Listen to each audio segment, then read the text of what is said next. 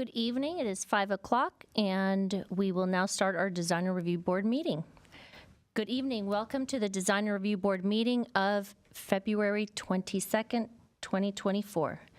The Designer Review Board meeting is now called to order. Please refrain from talking among yourselves during the meeting, and please turn off or put on vibrate all cell phones at this time. For public comments and questions during the meeting, please call 818-937-8100. City staff will be submitting the questions and comments in real time to the appropriate person. Current DRB agendas and staff reports are available by visiting our website at www.glendaleca.gov. Records of decisions for all projects will be posted online on the Planning Division's website. A handout describing the procedures of the meeting, possible board decisions, and DRB appeal is available from staff. Please note that any appeal of a case heard today must be filed within 15 calendar days of the DRB decision date. Meetings are also archived on the city website for reviewing anytime at glendaleca.gov/agendas. Roll call. Madam Chair Lockruff. Present. Board Member Kaskanian. Present. Board Member Chagayan. Present. Board Member Welch is absent. And Board Member Simonian is absent at this time. Reports regarding posting of agenda. The agenda for the February 22nd, 2024 regular meeting of the Glendale Design Review Board was posted on the city's website on February 15th, 2024, and on the bulletin board outside City Hall on February 19th, 2024. Approval of Design Review Board minutes from February 8th, 2024. Motion to approve the minutes. Okay, Board Member Kaskanian has made a motion. I second. Okay. And we have a second. Oral communication. Discussion is limited to items not part of this agenda. Each speaker is limited to 5 minutes. Design Review Board may question or respond to the speaker, but there will be no debate or decision. I do not have any cards for oral communications at this time. Thank you. Okay, Board Commission member comments? None at this time? None at this Okay. time. We do not have anything under old business, so we will move on to new business. Before we move to the first item, which is item A, 246 North Jackson Street, the item located, item C at 1519 Glenmont Drive, will be continued for lack of noticing, and that will be a continuance to March 14th. 2024, okay? And with that, I will introduce the first item, which is, again, case number PDR 002206-2023, 246 North Jackson Street. Madam Chair? It'd be great if you could proceed. Thank you.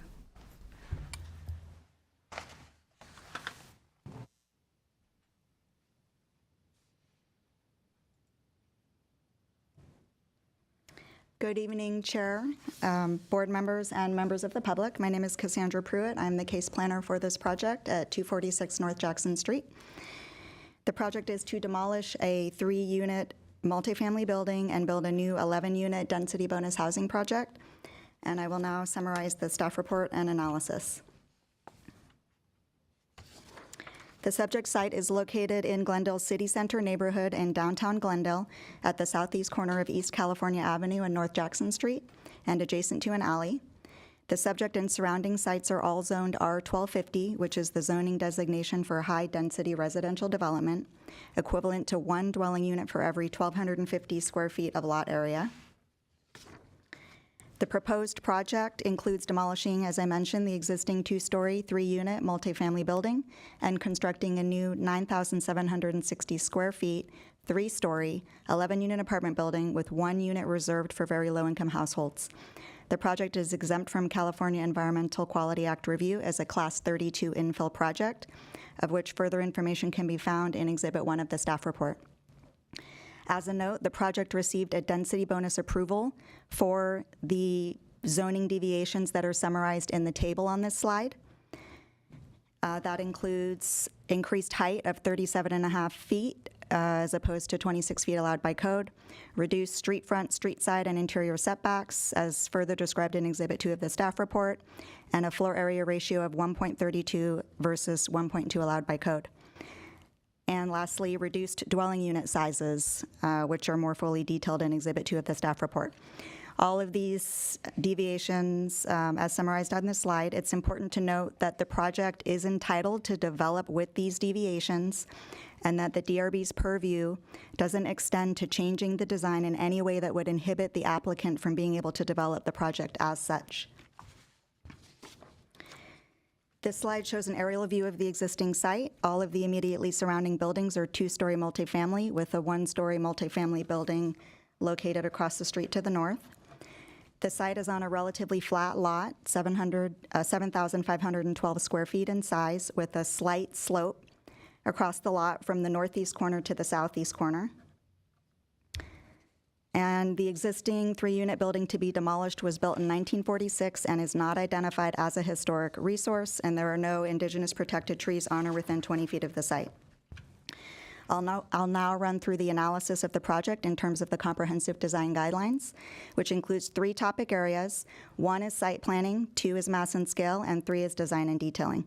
So in terms of site planning, the building is set back from Jackson Street 5 feet further than the building adjacent to it, and then it is in line with the building next to it on California Avenue. Landscaping and outdoor areas are integrated into the development around the building at the ground level and with a rooftop deck as well. And these areas are open to the street. Vehicular access is through a subterranean garage taken off Jackson Street. There were visibility issues with having the driveway come out of the alley. And the fact that there's only one driveway minimizes conflict with pedestrian and vehicular street traffic. The landscape plan includes a variety of low water use plants appropriate to the architectural style. There are 19 trees will be added, including 4 street trees. The driveway is decoratively paved with various walls, fences, and gates on the site, including a variety of materials appropriate to the style.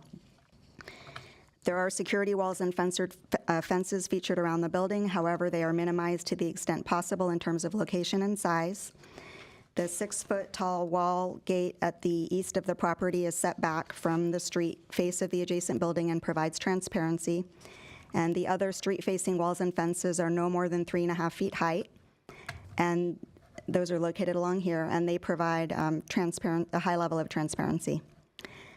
Mechanical equipment and trash enclosures are contained within the building and not visible from the street. The gutters, downspouts, and lighting have not been shown on the plan, so a condition of approval is recommended to address that. Moving on to the next section, mass and scale. First, the project is larger than it normally would be due to the granting of the density bonus request, but the impact of this is mitigated by certain factors. First of all, the project is located on a corner lot with 2 sides adjacent to the street. These public rights-of-way are open to the sky, and they provide a buffer of light, air, and visual massing that mitigates the impact of the 3-story building in a 2-story neighborhood. Second, although the overall height is 37.5 feet, the predominant building height is 35 feet, which slightly reduces the apparent height. And the building uses several design techniques that reduce the apparent massing and scale of the building, including featuring a 2-story massing at the central part of the building, varying the building form throughout the roof line and the facade planes to break up the massing, and using a variety of exterior finish materials to further break up the apparent massing. Third, the building provides setbacks in excess of code requirement on various sides and floors of the building to help compensate for the reduced setbacks in other areas. For example, the larger setbacks are provided on the south side of the building, adjacent to the 2-story building. There's also 2 small street-facing entry courtyards along California Avenue that help break up the massing, and there are several street-facing private patios with low walls. The ground floor and rooftop deck common open spaces are sized and located to provide light, air, and sun to building occupants. Moving on to design and detailing. In terms of the design and detailing, the building features a contemporary style with a common vocabulary of rectangular and linear forms. The entry faces the street property line, is well-defined without being monumental in character, and is recessed to provide a sense of arrival to the structure. The design is consistent around the building, while featuring street-facing facade designs that enhance the pedestrian experience, and a well-designed alley-facing facades. Materials wrap the corners appropriately, and a variety of high-quality materials are featured, including stucco, brick veneer, cement fiber siding, bronze, dark-colored metal railing, windows and canopies, and a transparent metal roll-up garage door. Although stucco appears featured on the elevations and material board, it isn't shown to have a smooth finish, so this is recommended as a condition of approval. A variety of neutral earth tones are used, accented by dark gray facade areas broken up by window openings. Decorative paving is used at all 5 building entryways. Window sizes, locations, and configurations are varied while being balanced and proportional. Elevations and a typical window detail feature recessed windows on the plans with external grids to provide additional building facade articulation. However, no window schedule has been provided, so a condition of approval is recommended to address this. Further, a 6-foot-tall wall runs along the back of the building, which provides privacy between the windows on the first floor and the windows on the adjacent building. And windows have been staggered with those on the adjacent building to the extent reasonably feasible. Balconies and railings are integrated into the building design, and railings include solid and void areas to provide additional visual interest. Common areas within the units face the street, providing eyes on the street and activating the street frontage. I'll quickly run through the plan set and plan layout. The basement features 14 parking spaces with overhead storage units, 4 bicycle parking spaces, utility connections such as fire backflow device and gas connections that aren't visible from the street, and of course, stair, elevator, and ramp access to above.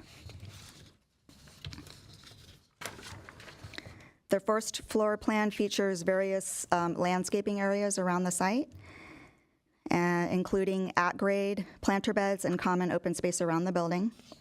4 pedestrian entryways are featured along California Avenue, 2 to the lower parking indicated by blue arrows, and then 2 to the building itself indicated by the red arrows. The interior common areas are indicated in yellow here. On the second level, several balconies overlook the street, providing eyes on the street. Those are indicated in blue. The third floor features a similar layout with additional balconies along the street, identified in blue, and a large common open space deck indicated in purple. The roof plan features areas for HVAC equipment, solar panels, and other related equipment, and the areas shaded in gray are open to below. I have additional slides with the elevations and sections which are available for reference during deliberations if needed. As a note, 1 public comment letter was received and it was forwarded to the board prior to the hearing. It was in opposition to the project, mostly concerned about the view and the property value. Based on the analysis in the very quick staff report that I just presented to you and as summarized during this presentation, the staff recommendation is to approve with conditions summarized on this slide, which are 1, to have the project comply with all conditions of approval per the density bonus application, 2, to provide a window schedule showing windows are consistent with elevations and sections, 3, to show gutters and downspouts on elevations and demonstrate they are appropriately placed, 4, provide a lighting plan and show any fixtures on the elevations, and 5, specify smooth stucco on elevations and material board. That concludes my presentation. Thank you. Thank you. Are there any questions? I don't have any questions. Well, then we close, we open the public comment, and could Alan Durham please come forward? Oh, I'm sorry about that. Benjamin Fish from Pacific Zoning LLC. Please state your name. Good evening, Commissioners. My name is Benjamin Fiss. with Pacific Zoning LLC. I'm the applicant's representative. Thank you for the opportunity to present this evening, and thank you to staff for your thorough review of the project. As covered by planning staff, the project has been approved by the Planning Commission through various stages, as well as the City Council. I only mention this because the applicant does not have any objection to the conditions that have been previously applied to the project or the proposed conditions that have been presented this evening. I only mention this because several of the conditions are pertinent to the overall design of the project, and I wanted to make sure that you were aware of those. There are also waivers and concessions that further affect the development envelope, such as FAR, unit size, height, and setback. I'm here to answer any questions that you may have. We can run through slides if you want to see more details about the design. I'm happy to take a moment to do that if you'd like. Otherwise, I'm available. Any questions for the applicant? I don't have any, thank you. No questions from us. Thank you very much. With that, we'll, unless there are callers, are there any callers? There are no callers on the line for this project. Okay, and then we'll close the public portion of the hearing, and I'll open it up to Board Member Chris Connian. Would you like to comment? Yeah, overall, I think this is going to be a great benefit to our city. I drive by this street all the time, so it's good to see this come up. Overall, I'm in support of the project. Thank you. Board Member Chagoyan. Thank you, Chair Lockeroff.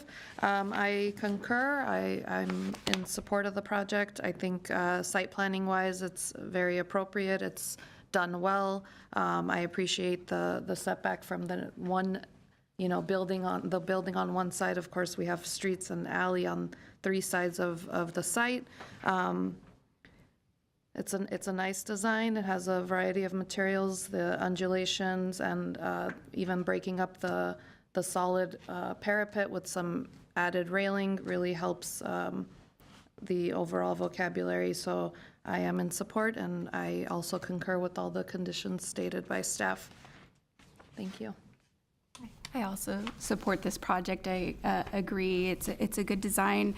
We just reviewed objective design standards at our last meeting, and I feel like this is very reflective of what that's going to be. And I also appreciate how the designer created this kind of open space and relief between the one neighbor, and so it breaks up the mass even more for with consideration of their space as well.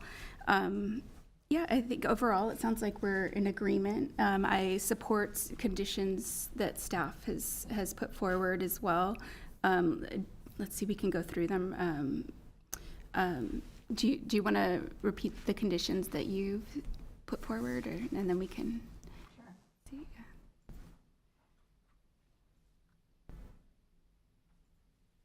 So the first condition is to comply with all of the conditions of the density bonus approval. The second is to provide a window schedule consistent with what's shown on the elevations and sections, which are recessed windows with external grids. 3, to show gutters and downspouts on the elevations appropriately located.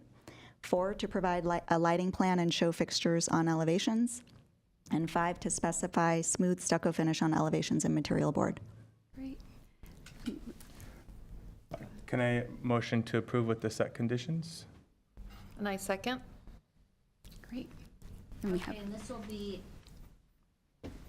approval with condition. There was a motion by Board Member Kaskanian, and there was a second by Board Member Chagayan.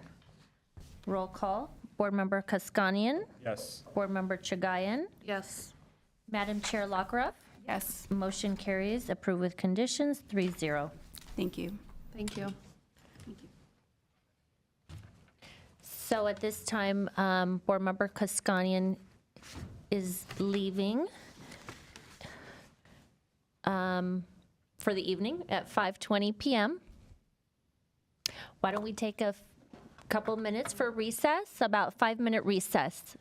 Thank you. Thank you.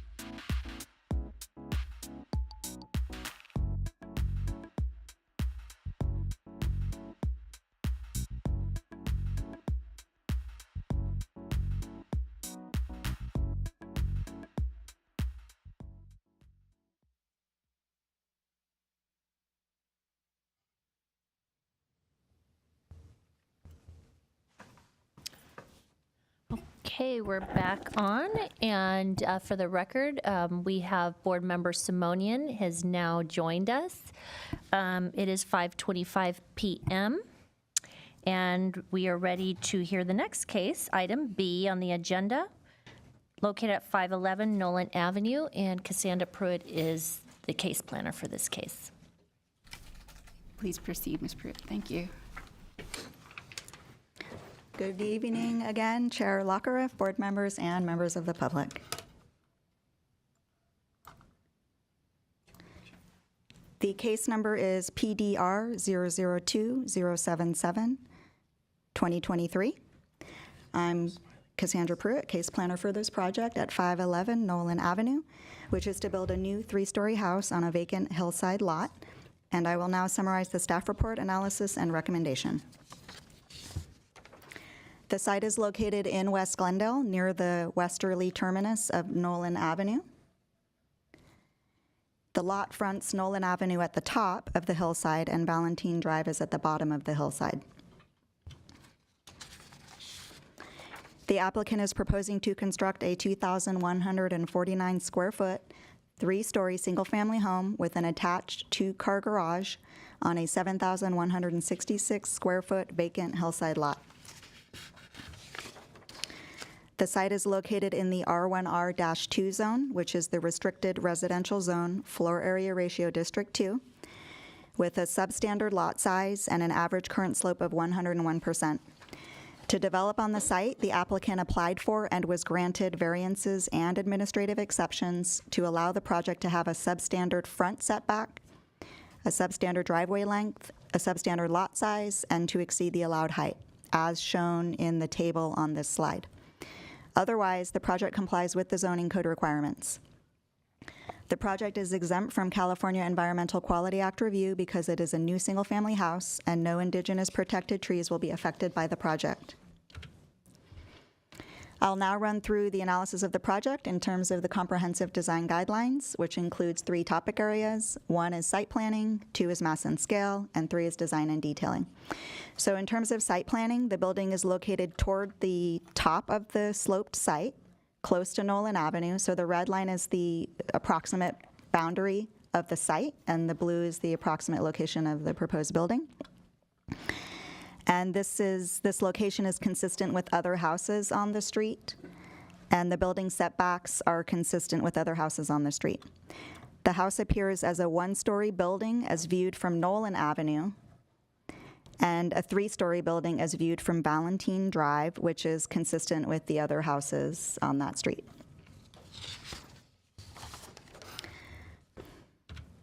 The project features, I mentioned, an attached garage at the front on Nolan Avenue, and so these are some images of other houses nearby showing the same pattern on the street.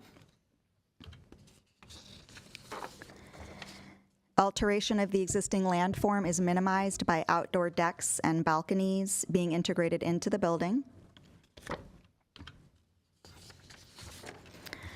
However, the building design could be improved by providing more significant stepping in order to follow the topography of the site. A recommended condition of approval is to address this. In terms of the retaining walls at the lower rear of the house, landscaping is featured in front of the lower retaining wall to minimize its visual impact. The elevations also show the walls featuring a decorative material pattern, but that material pattern has not been called out on the material board, and so there's a recommended condition to provide that information. The landscaping plan also features a variety of low water use plants and maintains 3 existing trees and adds 2 trees. The on-site oak tree is not a protected species, and the protected oak tree near the site is over 20 feet away from the property line. Moving along to mass and scale. There is some overlap in the design guidelines with the site planning section. So as mentioned previously, the one-story massing with a flat roof as viewed from Nolan Avenue is consistent with the street pattern. And the three-story massing as viewed from Valentine Drive is consistent with the other houses on the same side of the street. One positive feature of the design is that the area under the driveway is open to help reduce apparent massing and scale of the building. There's a need for additional stepping with the topography that was mentioned in the prior slide, with a recommended condition of approval to address it. The building could also use further variations in the roof line and the facade planes and the material to help reduce the apparent massing and scale of the building. As an example, the rear elevation of this slide on the lower left image shows little variation in the profile of the building. And the side elevation appears as a large flat wall. A recommended condition of approval is added that the building form be further broken up. In terms of design and detailing, the project features a contemporary style that is consistent across the building, and the entryway provides an appropriate focal point that is well proportioned. Finished materials are high quality, varied, and wrap corners appropriately. Materials include smooth stucco, composite siding with a wood appearance, a wood front door, aluminum and glass garage door, aluminum windows and doors, glass rails, and decorative paving. The color palette primarily features shades of gray. A couple of features of the design and detailing could use some refinement. The window pattern appears somewhat monotonous. The south elevation lacks material variation, and the railings also appear somewhat monotonous. Staff recommends providing window pattern variation, material variation on the south elevation, and railing variation, for example, by varying solid and glass. It's just an example. Also, no gutters, downspouts, vents, or utility connections are shown on the drawings, and so a condition is recommended to address this and ensure they are appropriately located. The privacy for the neighboring property to the south has been protected to the extent reasonably feasible. There are no windows directly facing the neighbors. And for the two windows facing the neighbor, the distance between the windows is over 20 feet. And the deck does not wrap the corner of the facade that is facing the neighboring property. The project also features box lighting that directs the lighting vertically and away from adjacent properties. And now I'll quickly run through the plan set and the plan layout. So this is the roof plan, and it shows the flat roof and the open deck on the level below. The building is accessed from the third and top level that is adjacent to Nolan. The garage is sized at the minimum allowed by code, and this floor level includes efficiently sized trash and entryway areas, and the roof deck provides outdoor space. The middle level features a roughly 20-foot wide by 46-foot long rectangular area for common living space with a balcony extending over the hillside. The lower level features a rectangular area about 24 feet wide by 46 feet long with balconies extending over the hillside. The section shows the floor-to-ceiling heights of 9 feet on the lower levels and 8 feet on the upper level, which have been minimized in an effort to reduce building height. As a note, 3 public comment letters were received and provided to the board prior to the hearing. 2 of them were in opposition to the project, and the one that was just received a few minutes before the hearing was expressing concerns about setbacks primarily. So based on the analysis in the staff report and as summarized during this presentation, the staff recommendation is to approve the project with the conditions summarized on this and the next slide, which I'll summarize. So one is to comply with the conditions of approval per the related standards variance and administrative exceptions that were approved on June 13, 2023. 2 is to increase stepping to follow the topography. 3 is to increase variation in roof line, facade planes, and material to help reduce the apparent massing and scale of the building.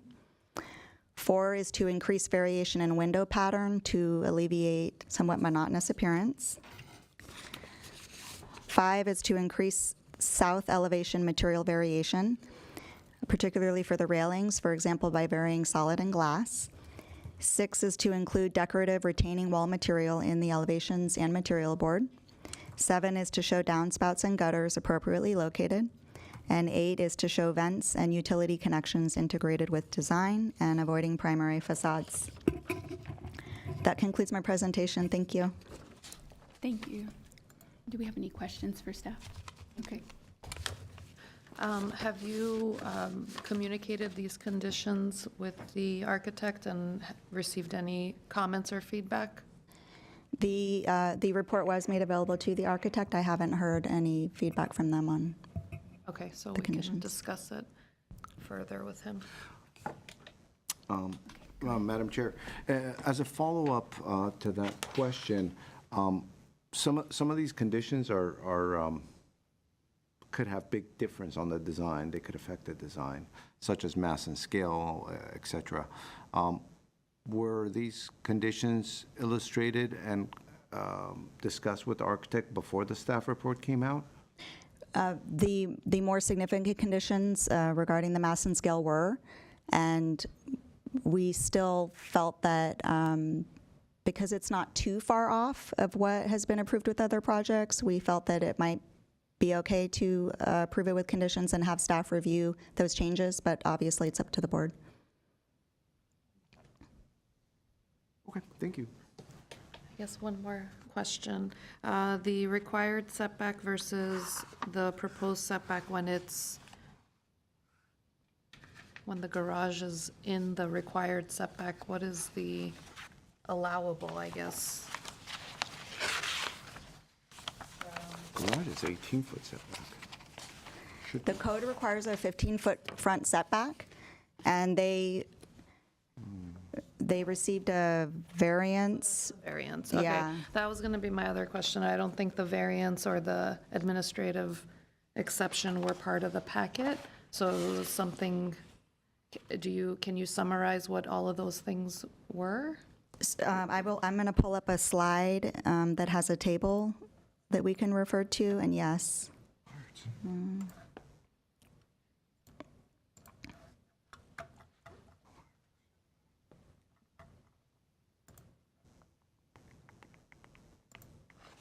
So there's a table here that summarizes what these requests were that were granted.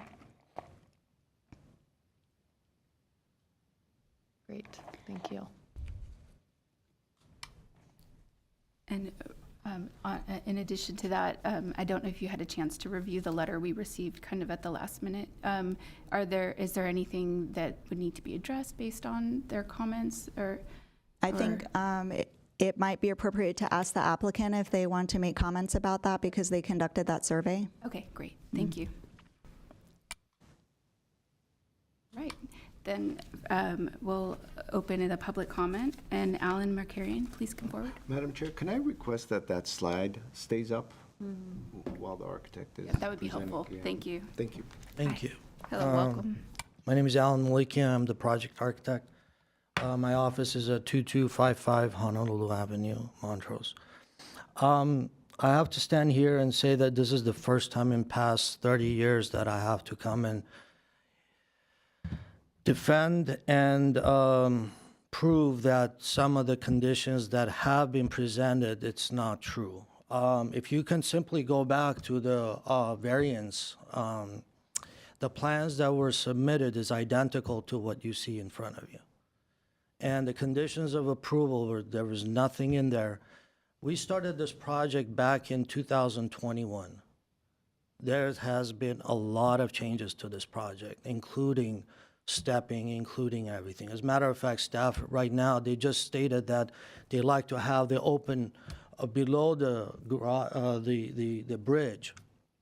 But as you mentioned, without realizing what they're asking, and we've been proving past 3 years, I should say, past 2 years prior to our 23 approval of conditions of approval, that how we would step this.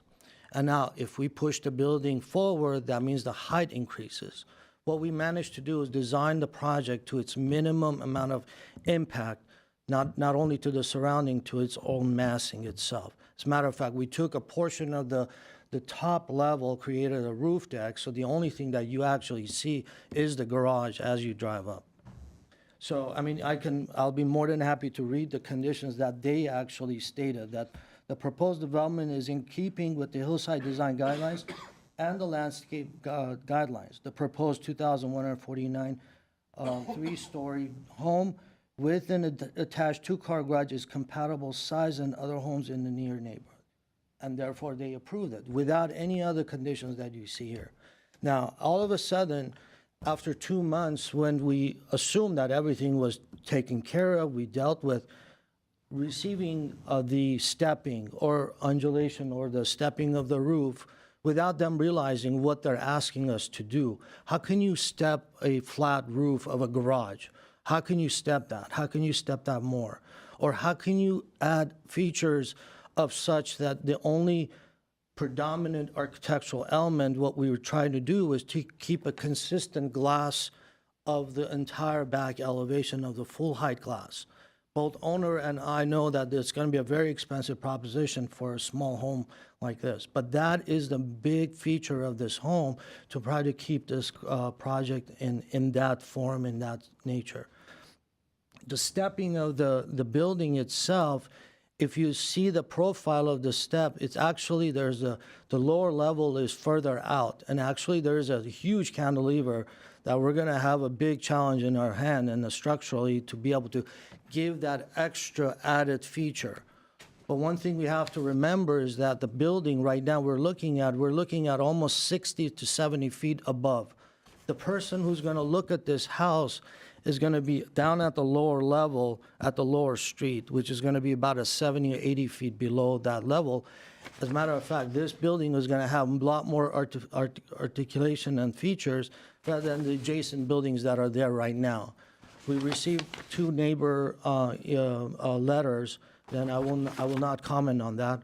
But even any of those homes that were there originally absolutely do not meet any of the design guidelines that we have currently established. So this project right now, it minimizes the setback as much as possible, but allowing off-street parking on the driveway, reducing the massing as much as possible from the visible side of the street side, where most of the people that can come physically be close to the building, unlike the other portion of the property, which is down at the below, which everyone is going to see the same thing. But this one's going to have the more articulation of the stepping than any other building that is there now.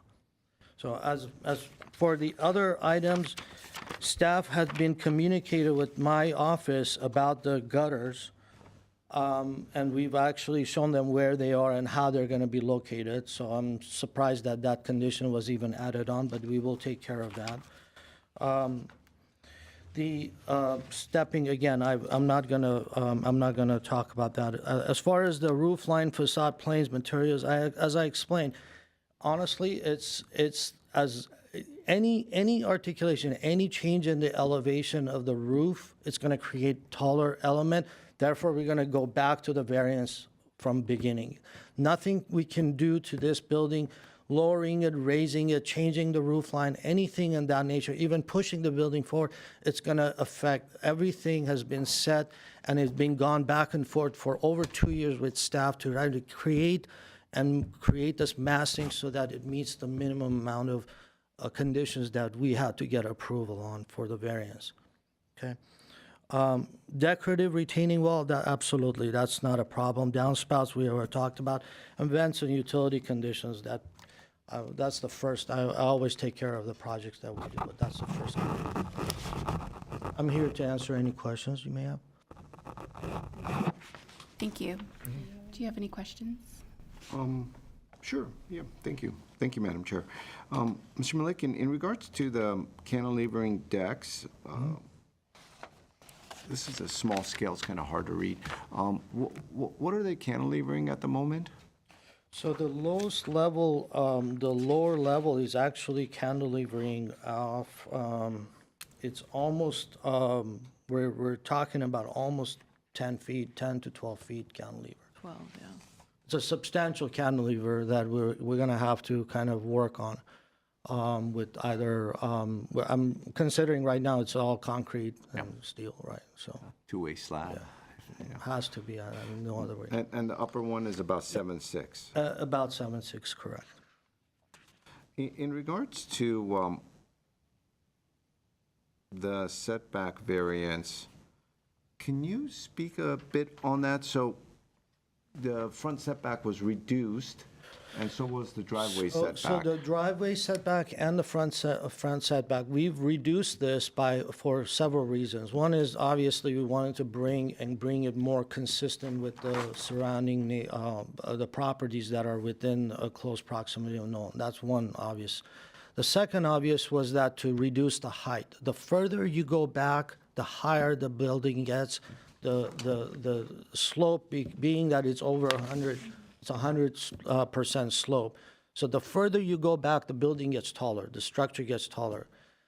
But one thing everybody needs to realize that the height is set based on the driveway slope. The driveway slope is the dictating part of the access to the garage. There is a set rule in City of Glendale that you cannot have more than a certain percentage of slope, which I recall, I think it's 10% or something. So that distance dictates where the finished floor of the garage is gonna be. By extending that garage back, obviously it goes lower, but then again, the height gets taller. The further, and the other item that we wanted to address is that to find the moot point, to bring the house as close but yet far enough to be able to allow a parked car. That street is narrow, so you cannot really rely on street parking. So we wanted to bring cars onto the property. Even the portion of that is outside of the property line, is about 5 foot or so, but the property line to the narrowest section of the building to the property line is 10 feet. Understood. In regards to your section, the building section, A 3.1, is that the 36-foot height limit where the bottom of the retaining wall is to the top of the? 36-foot line is actually where the, actually retaining wall is lower. So what we've done is, there is a fill, which actually there is a. There's a slope after the retaining wall, and Exactly, a that's where you're 2-to-1 counting. fill, right. So that fill gets hit the wall, and that's where the actual measurement takes place for the building, overall building height. Understood. I guess it could have been a 1-to-1, but maybe you're just gaining a foot or two. That fill is actually built with geofoam. It's a very loose soil there, so our soils engineer, which we already have, they recommended geofoam to be able to fill, to reduce the amount of weight of dirt that gets added onto the soil. Right.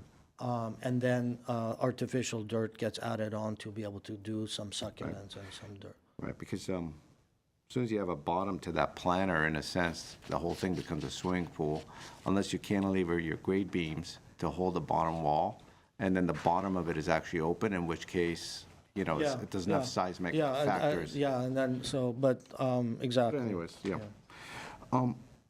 In regards to, let's say, sloping, the roof deck portion, if that portion of if the roof deck is, let's say, turns into a sloped roof, let's say, it'll give you the high ceiling below. It'll give some element of, so has that been explored at all, or is that even an option? Sloping of the roof. Basically, the roof deck would go away. The decks would become the yards. Oh, I see. So And the then- roof deck, eliminate the roof deck and create a slope? I mean, honestly, I have not explored that, but what it'll do is it'll give the height, but architecturally, I think it's just that minimal, simple, clean look that we're trying to achieve, creating a slope roof. I mean, it addresses staffs, but I think not knowing what the condition is triggering, I think it's going to create bigger issues and more dramatic change to the style. it won't affect the height, I agree, but I think the style and the look of the building is It going would, to yeah. substantially change. Okay. Do you have any further I don't have questions? any further questions. Thank you. Thank you. On that note, I did want to say for me, I think that it is quite a steep slope, so trying to step it forward is challenging. When I visited the site, though, I did notice the street itself kind of slopes down. And typically, the design guidelines, you start with the larger mass, up at the higher part of the street and then go down. I wanted to know if you ever explored in all your iterations, putting the garage to the Absolutely. Actually, upper portion. very good point. Yeah. We actually did several renditions of this. When we started in mid 2021, and if I would bring probably about 20 different types of style homes that we've designed and we looked at, and one of them was to put the building at. But what that does is it increases the height. It increases the height, and one of the ideas that we wanted to bring in the garage and then step down. Unfortunately, we can't go more than 3 stories. So putting the higher structure at the top and then bringing the structure, literally, it was just going to turn into a over 45, 50-foot structure by the time we were done with this at the lower section of the building. So therefore, it was actually staff's recommendation for us to flip that. Okay. And one of the conditions was to put it at the lower level to enter in as least amount. And then therefore, I mean, obviously, we're spending all this money and effort. Half of the building is below street. You're not going to even see it. So it's, and it's kind of dangerous, in my opinion. Cars are driving, things are going to fall over the deck. And so I'm concerned of that. But again, I think it'll be fine. So we're far back that it would not affect, but that was one of my concerns. And in that regards, I hear that. Would you consider, a slight shift of the garage just to give some breathing room between the house next door, even I mean, the that would slight be- shift of the garage, I it means give- increasing the height of the building. Yeah. So therefore, we Not- have to go back to the variance. Oh, I see. Because Even if it- if I shift the garage, it's the lowest point entering in from the street.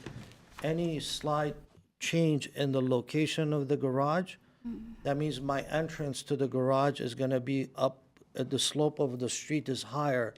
So every foot that I move in, it's essentially getting taller and taller, the building. I can't go any lower in the steepness of the garage, so the slope of the garage driveway has to remain.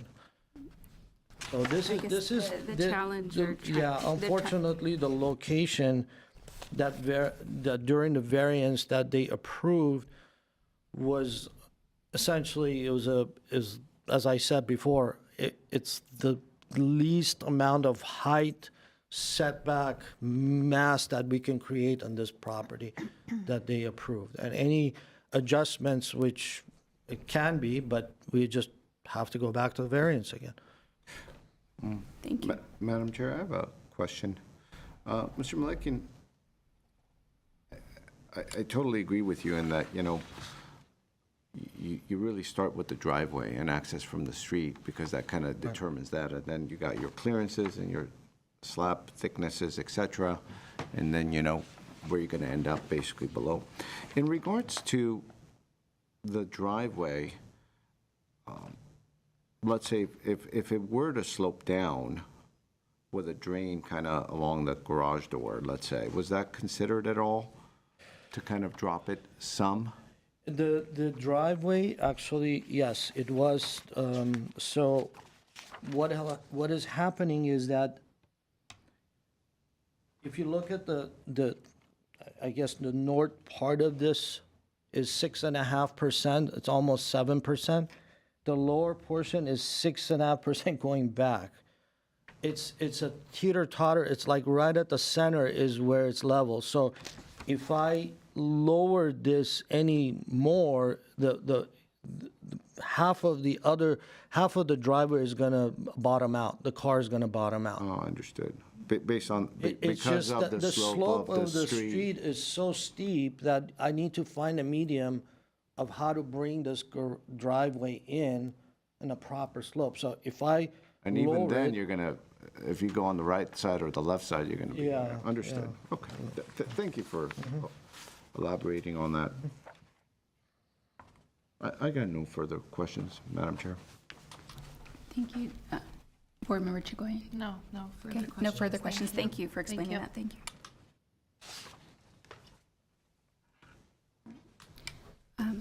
And now we'll open the public portion of the comment, and, oh, that's it. Sorry, we'll close the public portion of the comments. Unless, oh, are there any callers? Yes, we do have one caller on the line. Okay.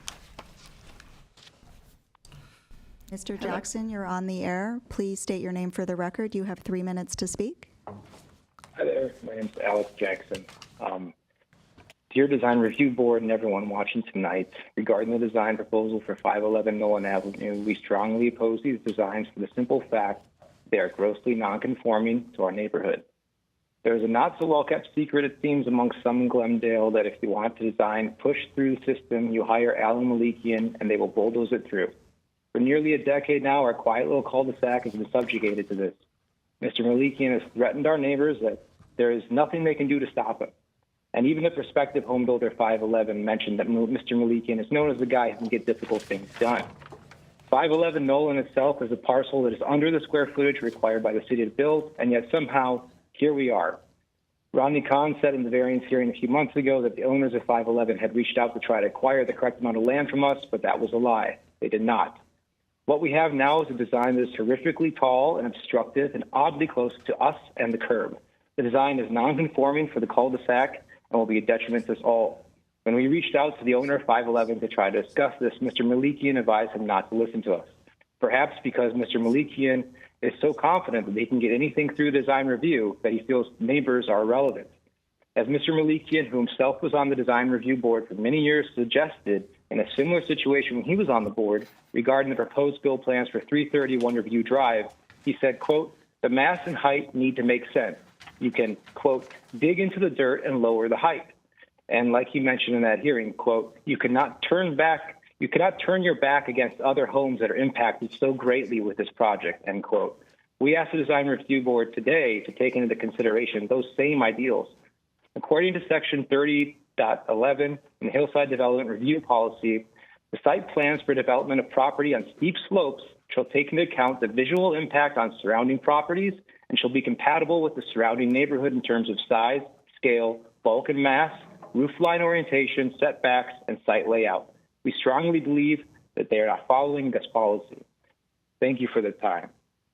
I also want to say, just after listening today, that pushing the height lower does not mean pushing the mass out. Again, as Mr. Malikian said, when he was on the design review board, you can dig down further to reduce the bulk and the negative impact on the house. And you hear time and time again that he is reluctant to make any changes that the board or the staff has recommended because they just seem unwilling because they don't want to risk a variance. But it's not really up to that. I'm sorry, you have It's up 30 to being seconds to complicit. wrap it up. Thank you. Sure, to be complicit with the design review. That's the most important thing. The neighborhood shouldn't suffer because they are choosing not to listen to the recommendations. Wait, a couple more things here. One of the design review board members mentioned that the roof deck and garage slope, and that is a great point, and that should definitely be explored. Okay, I'm Similar sorry, but with the that's driveway lane. time. Thank you for your Sure. comments. It's much Appreciate appreciated. it. Thank Thank you. you. Thank you all. Are there any other callers? Okay, thank you. Not at this And, and does the applicant want to respond? Again, Alan Malikian, project architect, I have to say, if I use bulldozer to go through, I sure picked the slowest bulldozer in town to be able to take 3 years to get to this project. As I said, it's been 30 years that it's all a lot of firsts for me. So this is the first I've been threatening people. So I'm not going to even comment on that. So if somebody knows the code, they'll understand what I'm explaining, what I've been saying. So I'm not going to defend what I've said or what. Thank you. Thank you for your time. Thank you. All right. Well, with that, we'll close the public comment and open up for deliberation. Would you like to start, Board Member Chagoyan? Sure. Okay, so this is a tough one. So if I'm looking at just the design, I think the design is modern, it's nicely done, one vocabulary, nice materials, you know, I appreciate the design. Looking at the site planning, though, I think having Mr. Malikian further explain the challenges with the street, the slope, 100 and over 100, percent site slope, it's a challenge, right? Normally, we do say we want to see the home dug into the hillside as much as possible, following the terrain, but we do have a very steep site here with the driveway, as explained, really being the driver of how this was located and started, the mass and scale of the project basically starts from there and goes down. Digging it further into the hillside really, eliminates your driveway aspect and it ends up not working on the street side. It goes taller. I think all in all, with those challenges, the approach and the end result is a nice one. My one comment would maybe only be that I guess, which side is this? The south side of the residents maybe continue the band, so that it's not just such a solid wall there, similar to how it's done on that mid-level. Otherwise, and potentially not connecting all of the decks with each other to try and help eliminate some portion of mass, because otherwise, I agree, trying to change the roof might really break the vocabulary and style of the home. Potentially breaking up the balconies might help, but I don't see that really working the way the layout and the function of the home is currently designed. So overall, I'm in support of the project, but I think we would have to potentially tweak some of the conditions as stated. Thank you. Board Member Simonian? Thank you, Madam Chair. I concur with a lot of the comments that have been made by board member. Very difficult site for several reasons. One is you have the 100% slope, which is extremely difficult to design in. Anything after 65, 70% gets difficult, especially on a narrower site, because if you have a longer rectilinear site, it's not an issue so much because you have more of a rectilinear design to work with. But when it is a narrow lot like this and steep, the farther you go out, of course, the height increases. And so I don't usually look at the interiors of a floor plan, but I was trying to look at them to see how much room there is, and there isn't. I mean, you come down the stairs and you're literally 3 feet from 3.5 feet, whatever it is, from the back wall, and you're not even coming down and facing the view, which would be the aha moment, right? Because he didn't have enough clearance to do that. In regards to the decks, obviously the cantilever decks, I think, do end up breaking up the mass of the building quite a bit. And if those decks weren't there, it would be very much of a monotone square looking design. But because they do cantilever out, they actually do break up the mass. And I think those are going to be used quite a bit. Obviously, those are the backyards of the house, and especially when they're right off of the living room and the dining room, those are ideal. I could imagine that the lower deck is cantilevering farther than the middle deck to try to get that sloping manner, whereas functionally, the middle one should be sticking out more than the lower one. I wouldn't really have a particular problem if they were flipped, because I don't think visually it's going to make a difference, especially when the lowest property is 70 feet below. But it would certainly make a difference livable-wise where the middle deck is sticking out farther. I totally concur with the thought of continuing the band on the south side as well. I think that would, help that facade. I think that the whole point of a variance project is that it goes through the process and those setbacks get set, that height gets set, and more or less that design gets set. It's very difficult to then start tweaking height, et cetera, and design. My initial thought when I was looking at this was, well, if the garage turned into more of a dormer type of a roof, it would have the ability to break it up. But at the same time, the ridge would have to go up 2 feet or so to clear the car. So during the discussion, that really didn't find its way as an ideal solution. The roof deck could get eliminated with, a sloped roof, but at the end of the day, again, how visible is that deck? Not very visible. And so I feel as though this was a difficult site to work with, and what's presented is a good solution with some of the tweaks. And so looking at the conditions, condition number 1 is a given. I would cross condition number 2, which is increased stepping to follow the topography, because it's either we give very prescriptive conditions at the moment, where we give very solid ideas, versus 3 years later for him to go back and try to work that kind of a massive condition would be, I think, unfair if we weren't to give direct feedback at the moment. And I just can't see any kind of a solution to give. And so I don't think condition number 2 is supportable, nor is 3 and 4. I think condition number 5, increased south elevation material variation, is a good condition, and perhaps the banding that's been already suggested to go across will make a difference. And I'm okay with conditions 6, 7, and 8, which are decorative retaining wall. I'm sure that was going to happen, which could be board forward concrete or something else. Downspouts is a given. Show vents and utility connections, that's going to happen anyways. And so I'd be okay with conditions 1, 5 modified, 6, 7, and 8 to approve the project with those stated conditions. Those would be my thoughts as well.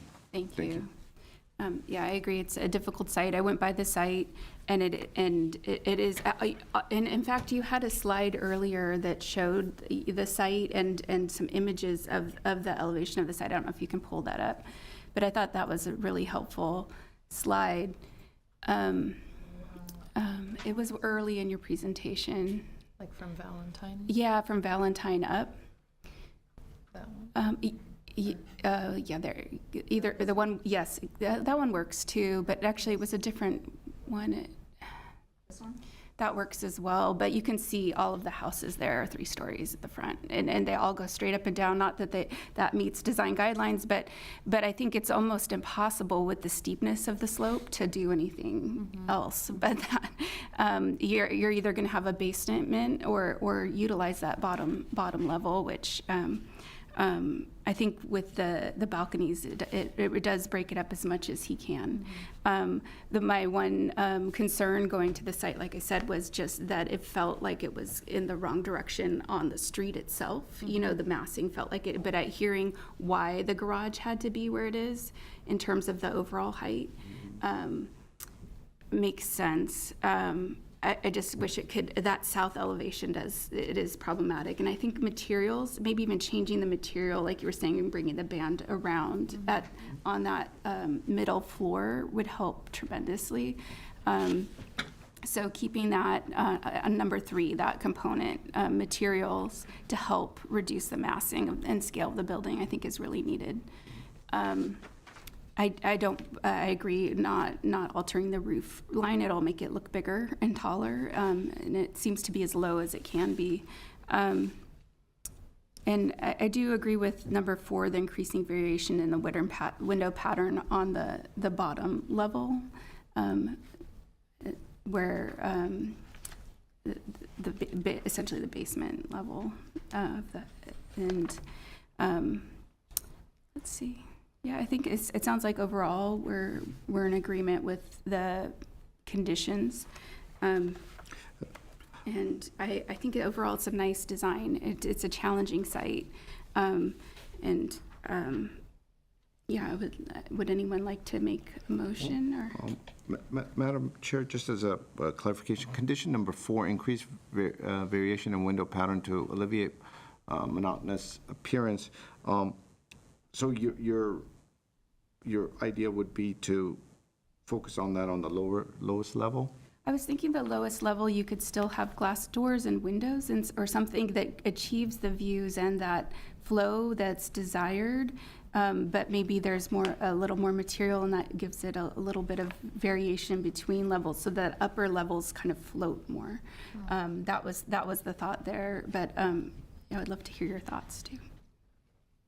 Would it be like, that's what I was thinking when you said it, like the master, instead of having the 3 large openings, you want to extend like the solid siding further to make that opening smaller?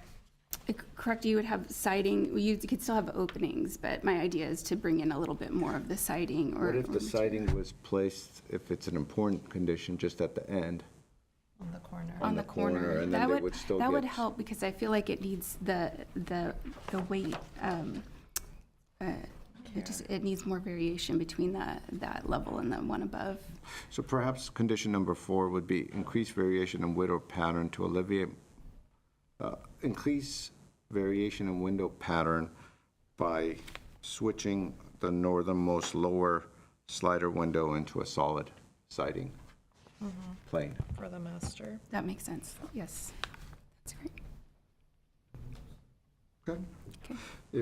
If you feel strongly about it, I could go along with that. I'm either way, but if you feel strongly about it. I was wondering if we could keep it as more vague as Cassandra had put it, and then the designer might find another solution that meets that, so it's not so prescriptive, because I'd love to give him the opportunity to meet that. Okay. Yeah. Sure. I mean, so then I would move to approve the project with the amended conditions as stated, where we agree with 1,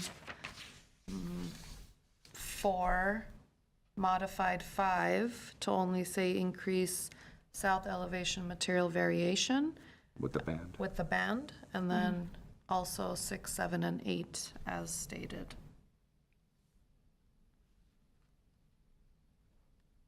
Do we have a I'll second it. Thank you. Sorry.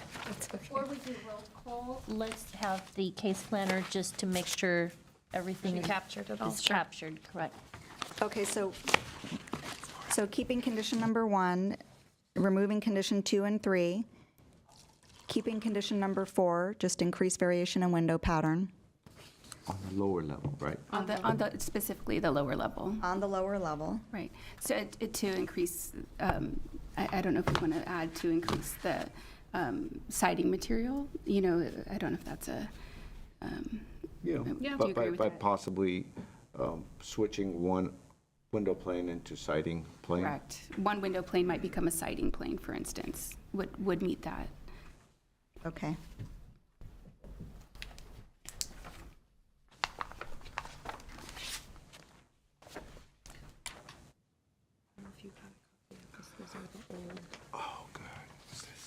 So increasing variation in the window pattern on the lower level to increase siding material, for example, replacing a window with siding. Okay.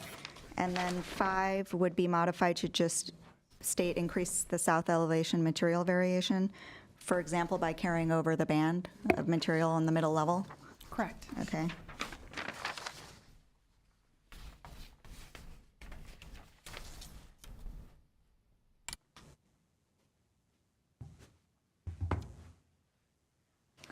And then 6, 7, and 8 would remain as is. Correct. Okay, so we had a motion by Board Member Chagayan, and we had a second by Board Member Simonian. That was to approve with conditions. Yes. Board Member Chagayan. Yes. Board Member Simonian. Yes. Madam Chair Lockroff. Yes. Motion carries 3-0. Thank you. Thank you. Thank you. Do you need some time?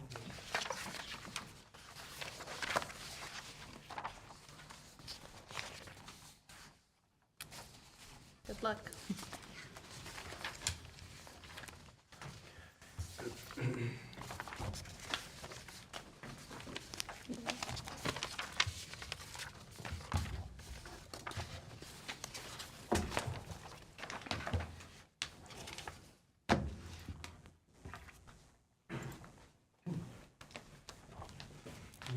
Thanks, Becca. Put one. Yeah, If you want to use mine, that would be very helpful, yes. Or you have it on your screen. just put it right here. Perfect, thank you. Sure. Thank you.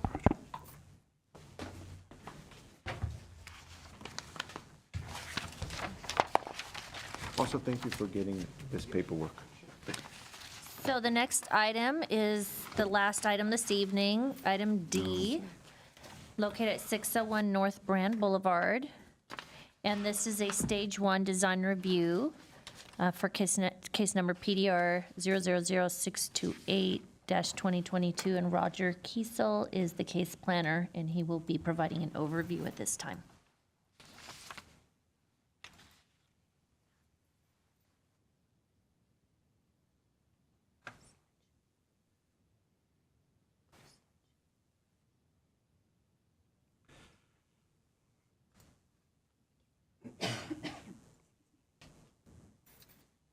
All right.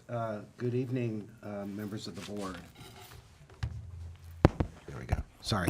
Good evening, members of the board. The hearing before you is an advisory design review for a proposed project located at 601 North Brand Boulevard.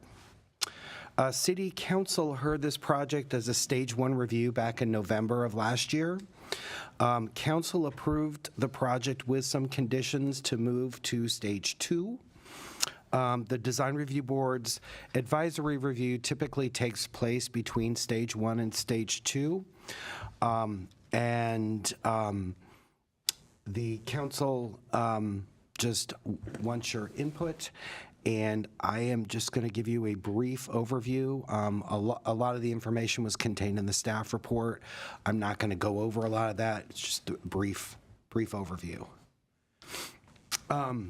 So the project site is approximately 5.4 acres and is the eastern 3/4 of a block created by Sanchez Drive to the north, North Brand Boulevard to the east, West Doran Street to the south, and North Central Avenue to the west. The area is zoned downtown specific plan Gateway District. The proposal consists of demolishing an existing parking lot, surface parking lot in the northern portion of the site, and constructing a new 858-unit, 858,000 square foot multifamily development. Of the 858 units, 129 units will be affordable. The multifamily units will be contained in two 380-foot towers over a podium level. Parking for the project will be at grade and in subterranean levels. Most of the proposed publicly accessible open space is located within a newly created courtyard formed by the proposed project as well as the existing on-site office tower, which currently is fronting Brand. The existing development on the site will be maintained. This includes that office tower that I just mentioned, fronting Brand, a one-story retail building at the intersection of Brand and Doran, as well as a 5-story parking garage located in the western portion of the site fronting Doran. Okay, the entire subject site is outlined in red. The portion of the site which the project is proposed is outlined in green. Sanchez Boulevard and then the 134 freeway is at the top of the photo, and Brand Boulevard is to the left. This is actually the Sanchez Drive elevation of the project. As I said before, excuse me, each tower is 380 feet high and contains 36 stories. So each tower will contain 429 residential units. Of the total number of units, 858, 594 will be one bedroom, 264 are two bedroom. The street level podium will contain restaurants, lobbies, back of house uses, and bike parking. The second level of the podium will contain co-working spaces, amenity space, lounges, fitness center, outdoor recreation, and dog parks. The third through 35th floors all mimic each other and will contain the multifamily units. And then the top level, the 36th level, will contain indoor and outdoor amenity spaces. Here's the site context. In the foreground of the photo is the surface parking lot that will be demolished. And that is this area where my cursor or the arrow is. This is the 14-story it's a 14-story office building that will remain. This is the parking garage that will remain on the site.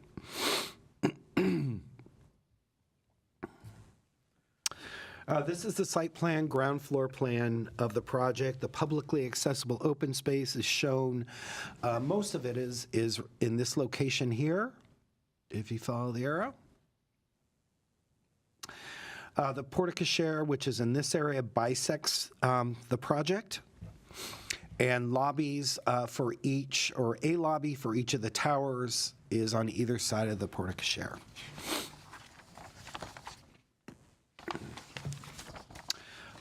The back of house uses are shown in gray in this area, and this area. The commercial tenant space, which will likely be a restaurant, is located adjacent to the publicly accessible open space at the Sanchez Brand Boulevard intersection, in this area here. This is the second level, or second podium level floor plan.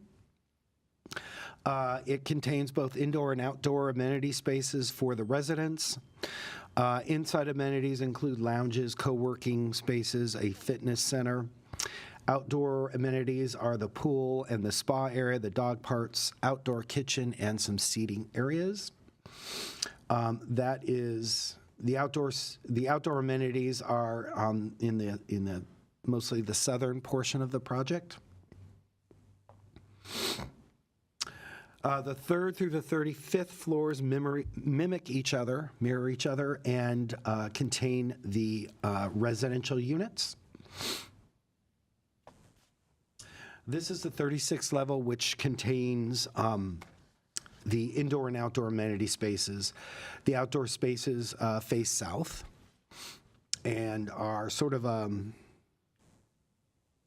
don't know what color I'd call it, maybe a little greenish. The indoor spaces are kind of a gray-blue color. They're right here.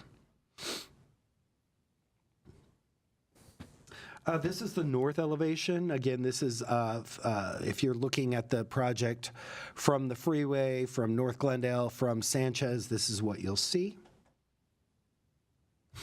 The east elevation is the project facing, when you're standing on Brand Boulevard. So you'll see this is what is being proposed now. This is the office existing office building, and then it's hard to see the one-story retail, but it's in this area, and the parking garage here. So this is the east elevation. The south elevation fronts Doran. But what this doesn't show you is the buildings on the site between.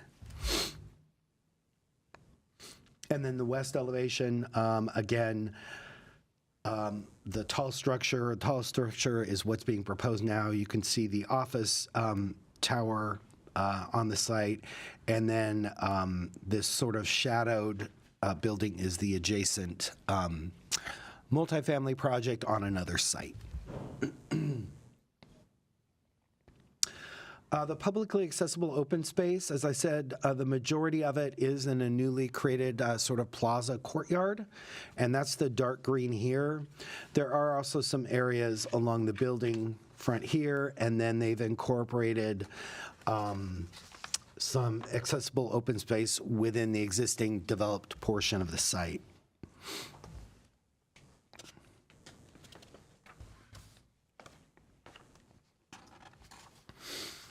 Common open space is accessible to the residents of the project, but not to you and me unless we live there. So the top part of the slide shows the podium level common open space. This is where the pool is, the dog park. And then the lower slide shows the rooftop common open space. You want me to stop? You have a question? Yeah, Madam Chair, just very quickly, question on that previous slide. Yep. So is the top portion on grade, or is it still one level above? Are you talking about the top part of the slide? Well, is the green portion of the top slide on grade? No. No, not, it's on top of the podium, but It's on top of the podium. But it's same level as the sidewalk? No. Okay, it's one level No. above. Yeah, it's one level higher. Yep, okay, Yeah, thank you. yeah. I think maybe some of the, Understood you, I thought you had said the opposite, that's why. I may have. Thank you. All right. All right, so the project is located in the downtown specific plan and must comply with the city's inclusionary housing ordinance. This ordinance requires a minimum of 15% of the proposed housing units to be affordable to low, very low-income households. Because the project is providing affordable housing, the development is eligible for density bonus and incentives. The applicant is requesting the following incentives for the proposed development. And these incentives are contained in the downtown specific plan, some of the requirements of the downtown specific plan. The applicant is requesting incentives to not do them. So I'm going to just go over them briefly. In the downtown specific plan, building floor plates above 200 feet high must be reduced in area by a minimum of 15%. They're requesting not to do that. The second, high-rise facades above 60 feet must be stepped back a minimum of 20 feet. The third, building facades over 200 feet in length must include a building separation at street level or 16 feet above street level. The next one is the building separation must be at least 40 feet wide. And then finally, no more than 40% of the balconies shall extend beyond the building facade and project a maximum of 25% and project a maximum of 25% of balconies' full depth. So as I mentioned in the staff report, these are the incentives that the applicant is requesting, and these incentives will be discussed in the Stage 2 City Council review of the project. But this is just kind of a heads up to you. Madam Chair? Yes. And I figure since it's a complex project, it's best to ask some questions while the staff is presenting. In regards to these incentives, or density bonus incentives, I should say. So there's 5 of them. And so can you just very briefly talk to us about the 5 incentives and how that kind of dovetails with the density bonus laws and how that dovetails kind of with the affordability factor, et cetera, real quick? Okay. Why don't we do this first? Does everybody understand? Are you going to discuss that later on? I wasn't going to directly.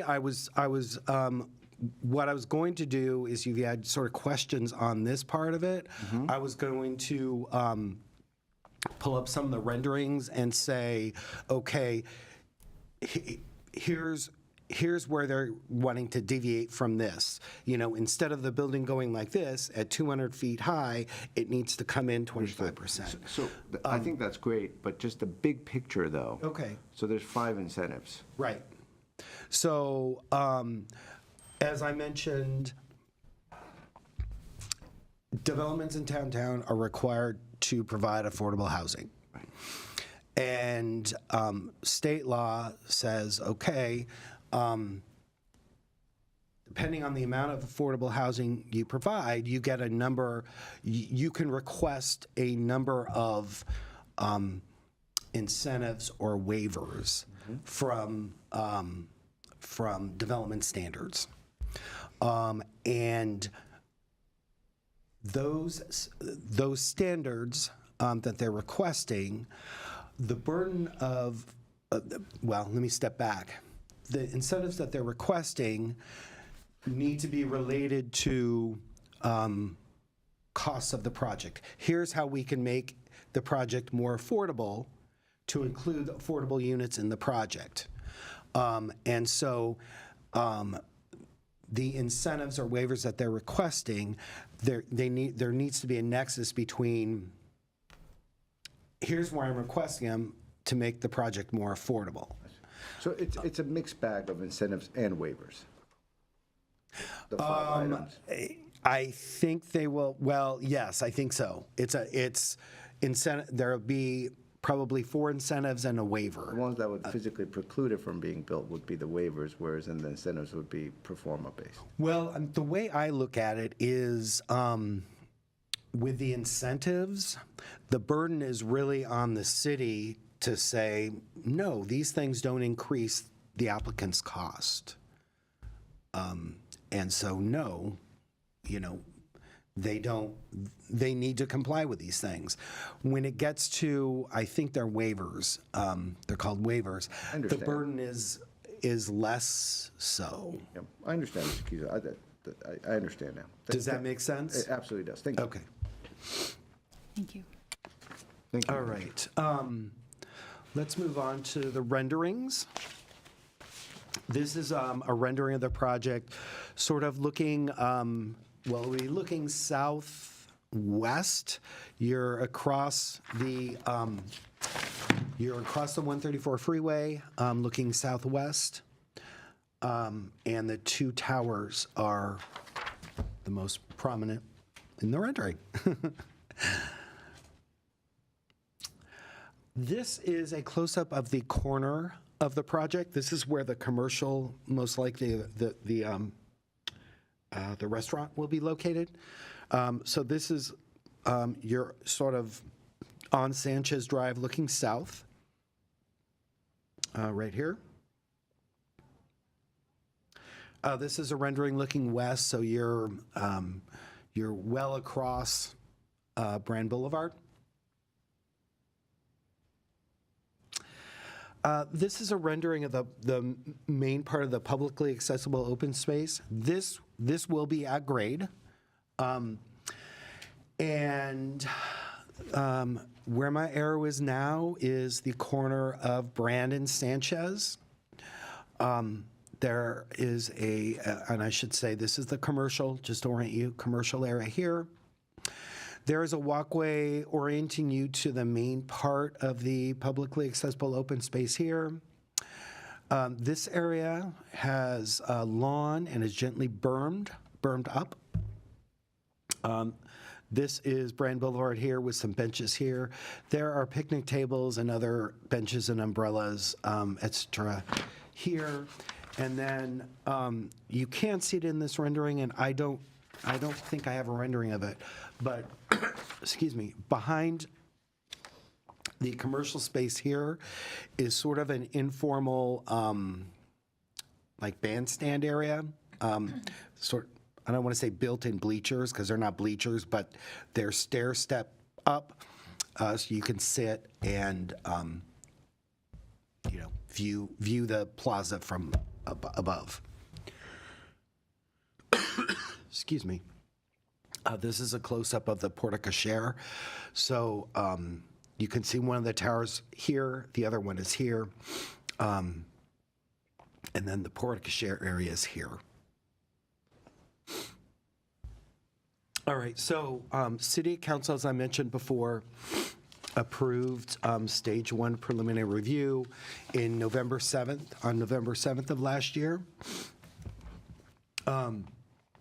And they had 3 conditions.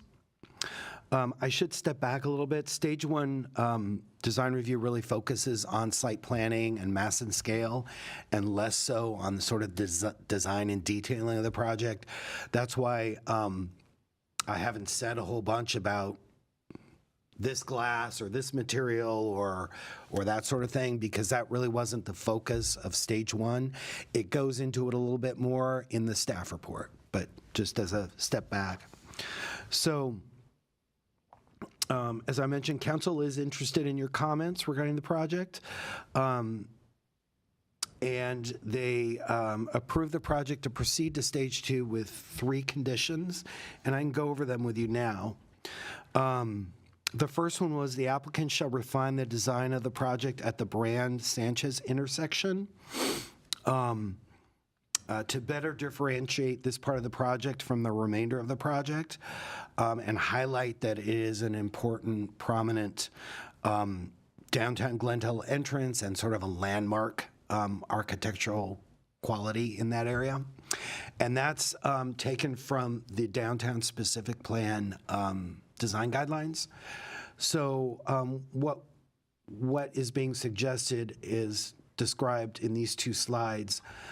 Just refine the design a little bit so that people walking or driving down Brand realize, oh wow, this is different. This may be the entrance to downtown Glendale, and so that was the first suggestion of the council. Excuse me, Mr. Kiesel, Sure. sorry. The rendering I have here on the printout looks a little different than what's on the screen there. Is that one newer or is this one newer? I would have to look at the rendering. Okay. It may be.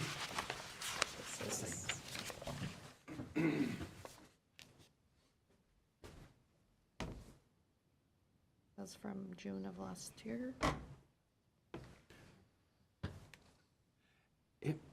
Like the rooftop Is it taken looks- from a different this angle, looks maybe? different. Which is, But The even the design design looks different. of the building. okay.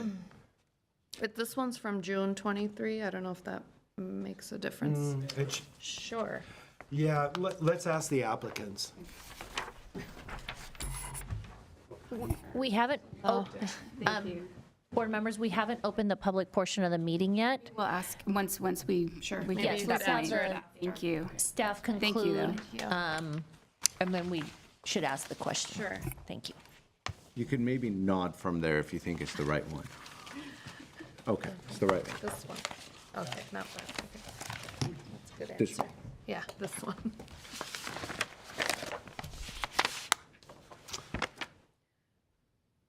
Let's see. Okay, the second recommendation or condition was to refine the design of the lobby's entrances to the residential towers to incorporate the features specified in the downtown specific plan and better highlight these important areas of the project. So the top slide shows where the entrances to the lobbies are. They're sort of off the porte cochere here and here. And this is just what the facade looks like in this area. The downtown specific plan really emphasizes or wants entrances emphasized. And so staff and council also suggested just sort of refining this area to, maybe move the entrances adjacent to Sanchez, do something that again highlights, okay, this is where I enter the building. And then the third condition was to provide landscaping and programming for the common open space proposed on the rooftop towers. So again, this is, this condition was kind of more, they had some draft landscaping at the publicly accessible open space level. They had it at the common open space second level podium. They didn't really show anything here, and we just wanted to make sure that the area was landscaped or programmed or something. And so that was the genesis of this condition.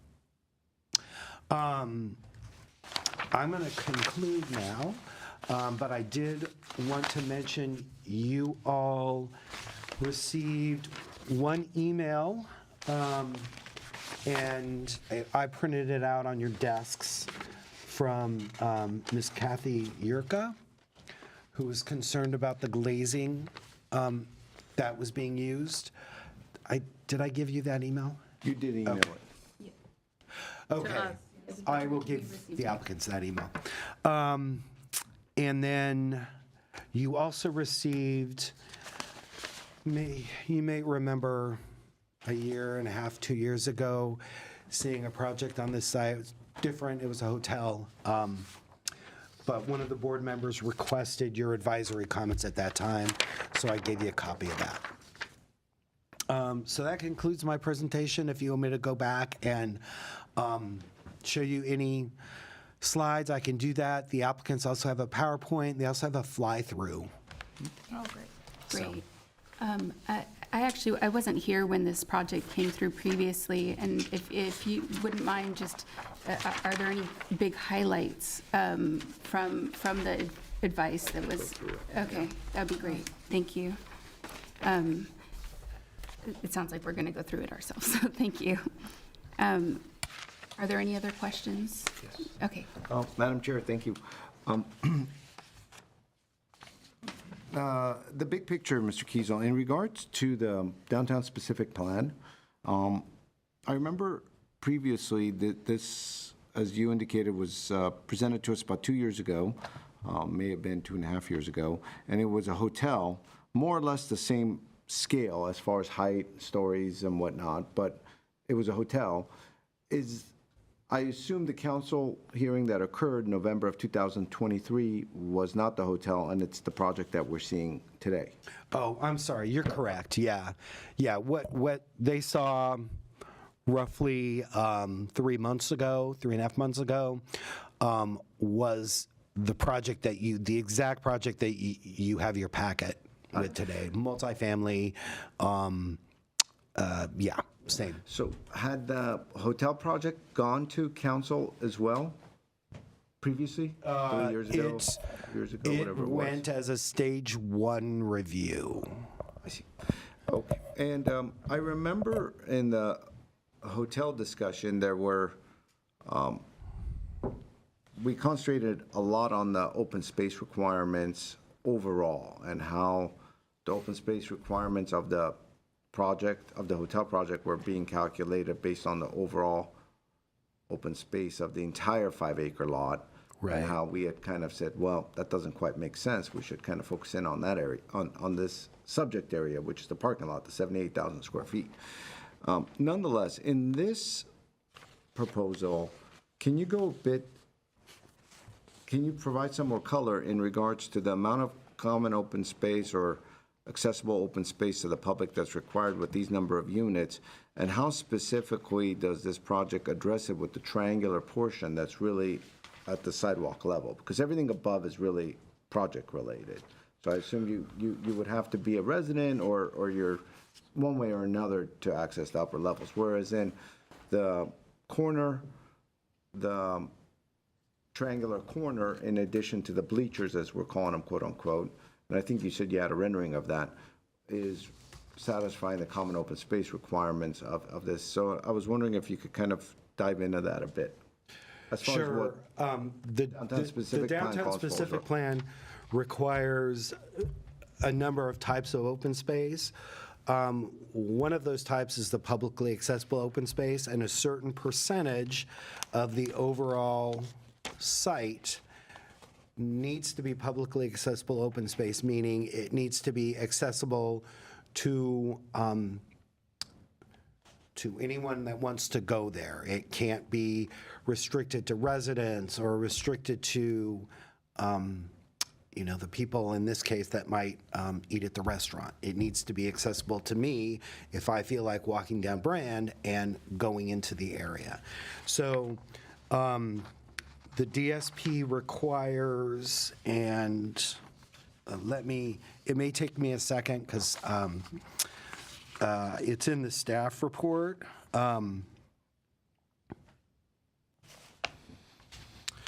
Okay, so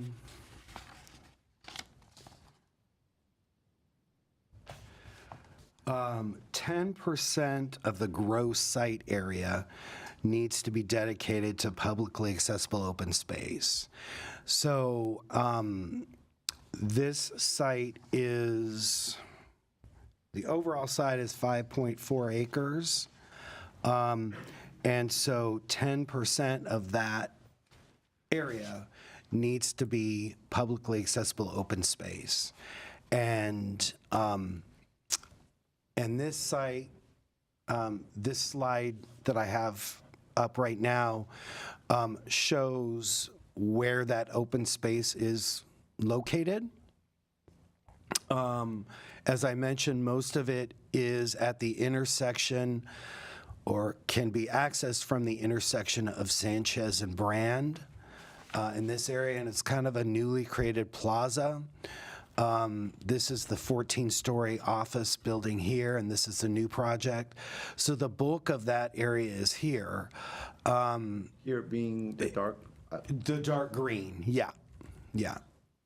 I see, so of the 34,161 square feet that's provided, is that is the light green part of that, or is it all the dark green? The light and the dark green are all publicly accessible open space areas. The light really is sort of what's existing now. Between buildings, et cetera. Right. Dark green portion, do you know? I'm sorry? How many square feet is the dark green portion? Or is that an architect question? It might be an architect question. They may know it a little bit more. That's fine, that's fine. That's very helpful as far as the requirement. Mr. Kiesel, in regards to the comments that had been made before with circulation element, meaning, deliveries, let's say Uber, et cetera, with service deliveries for the restaurants, housekeeping, et cetera, to Amazon deliveries. We had spent quite a bit of time on that before, which I kind of underlined, some of which we had talked about. How does that have you been able to work with the applicant on those items in regards to the current site plan? Has there been discussions on those to see if the current proposal meets some of those overarching, suggestions from before? Not specifically. I think what the applicant did was, took your comments, took city council's comments, and with this new project, tried to address what they could. For instance, and let me go to the ground floor sort of site plan. If you recall, I believe The project you saw a couple of years ago now also had an entrance on Brand, a vehicular entrance on Brand. That's no longer contemplated.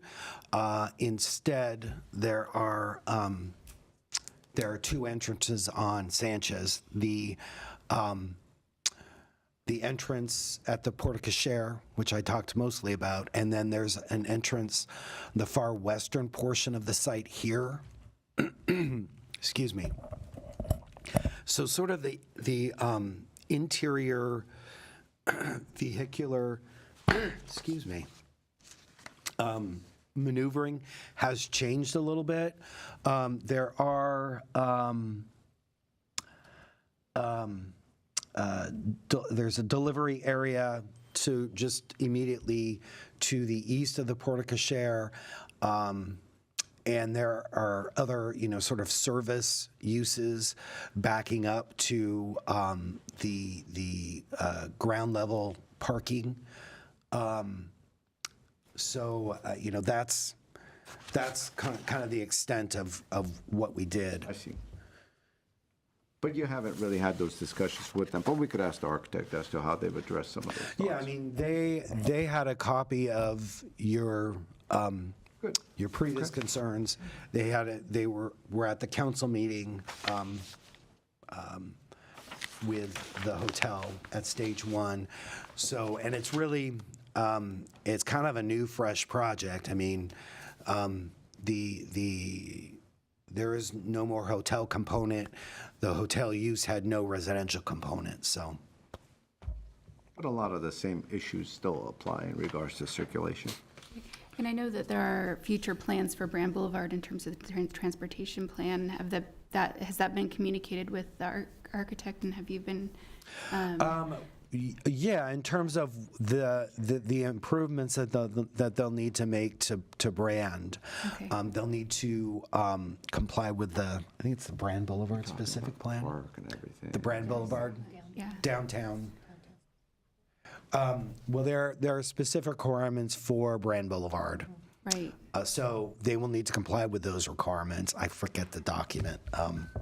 Brand Boulevard streetscape plan or something like that, yeah.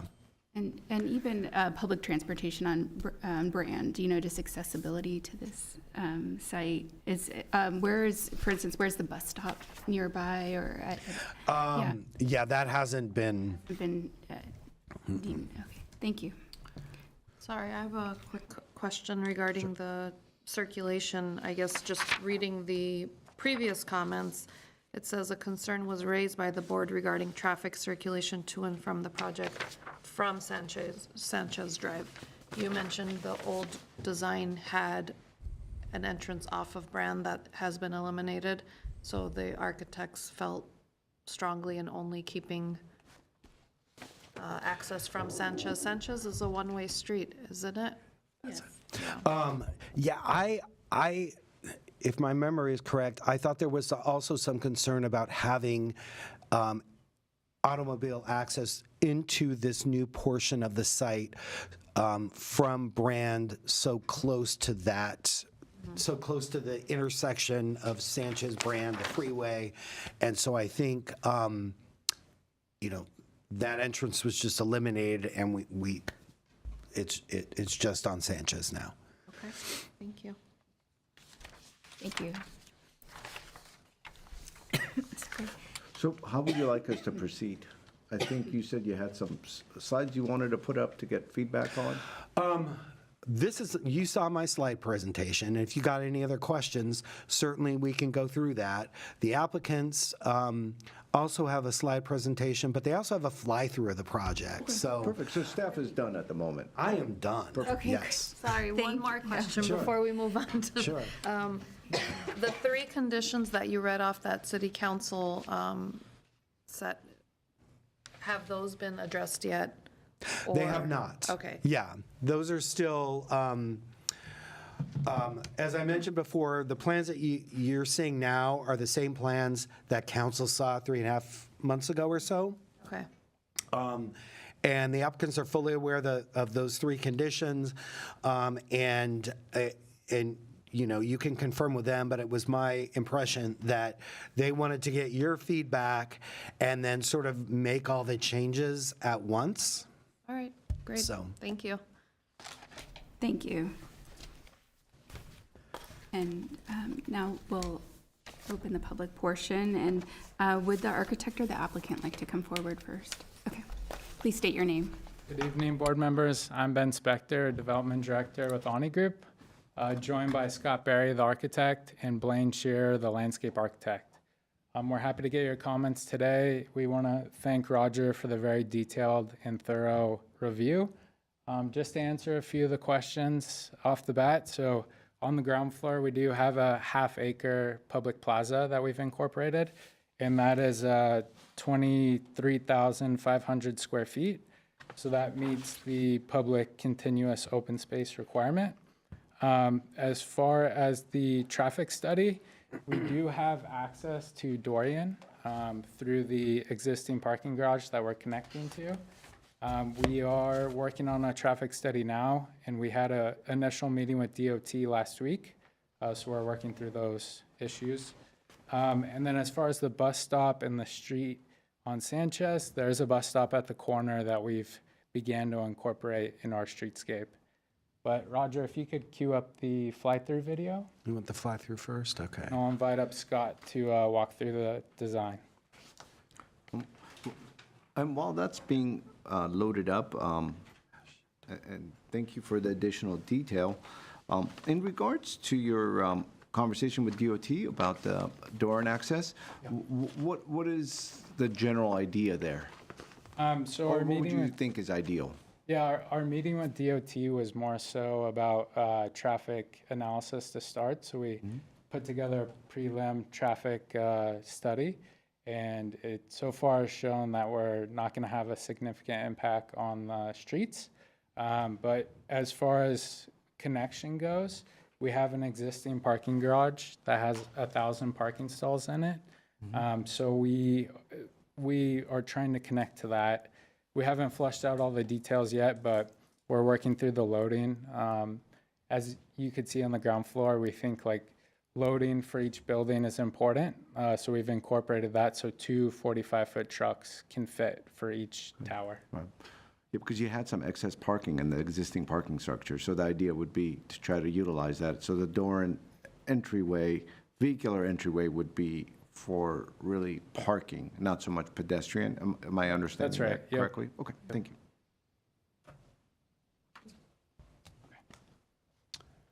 You want me to start the fly-through? Sure. Hi. Please state your name. Good evening. Scott Berry with SCB Architects. I'm the senior designer of the project. Thank you for your time. Welcome. Thank you. Thank you. Okay, I'm going to talk quick because the video moves rather quickly. I'm walking south along Brand, approaching the project. The tower is on the right, of course, and there's our landmark corner, prominently lighted, crossing the Sanchez now, and entering what we term the hopefully the new living room for Glendale. That will be our new public park here, designed by our landscape architects. The whole idea here is that the retail restaurant pavilion is this kind of lighted, very simple, clean building in the background, and all of the emphasis and focus is actually on the public space, the park at street level. And the towers just kind of fade down. You almost forget they're there from street level. So the entire focus of this presentation and this video study is, the pedestrian experience. What are the bottom 20 feet of the building, walking all the way around it? What is that experience? That's what matters. So now I'm walking through the park. Here's the band shell. There's a quick shot at the bleachers where I can sit straight back in the view right there. On the left-hand side, that's the existing office building entry. There are the bleachers, straight back, and then up and above that is the podium for the building tenants, band shell, and then I'm going to walk back in front of the retail. Let's kind of pause here a minute as it goes through. And again, we just hope the towers up above at street level just kind of fade down quietly into the background. So again, walking along the retail. And then I'm going to hang a left and walk along the Sanchez frontage.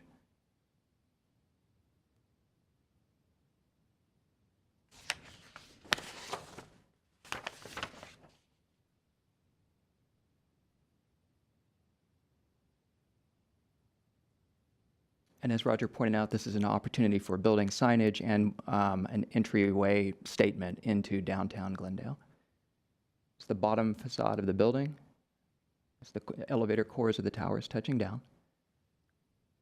And then the, looks like a bridge element, that's the co-working space for the building tenants. And then the porte cochere and tenant drop-off for both towers occurs underneath that with the lobbies on either side.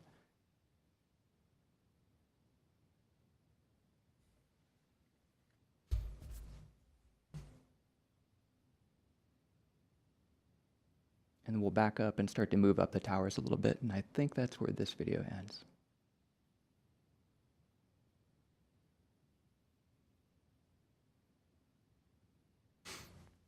So overall, again, the objective is interesting facades from the north, certainly for the residents in the hills and the city to the north looking at the project, but very clean, quiet, and hopefully a stately building.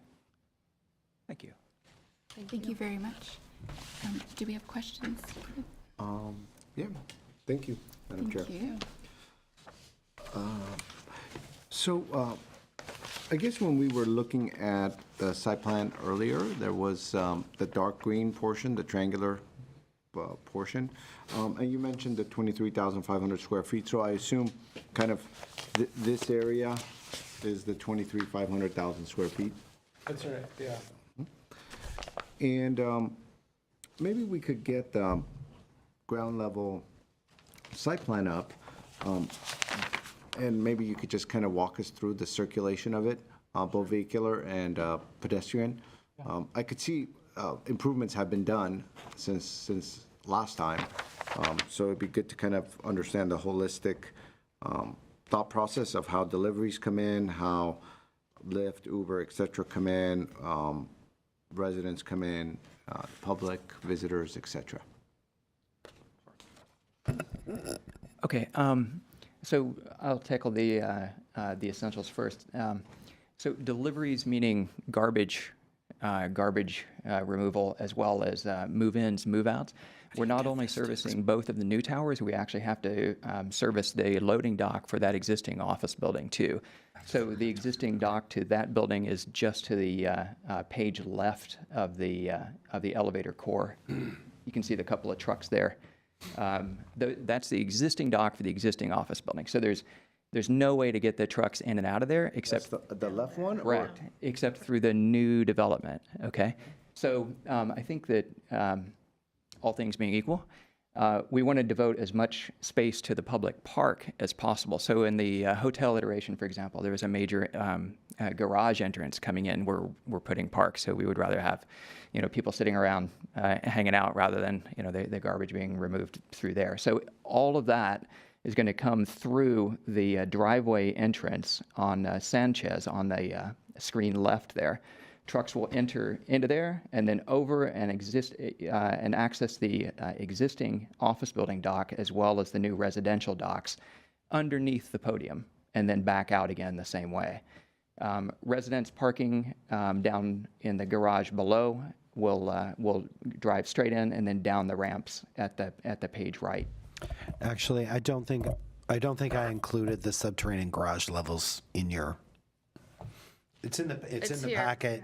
It's in the packet. It was in the packet that you got emailed to you. It just wasn't on my presentation.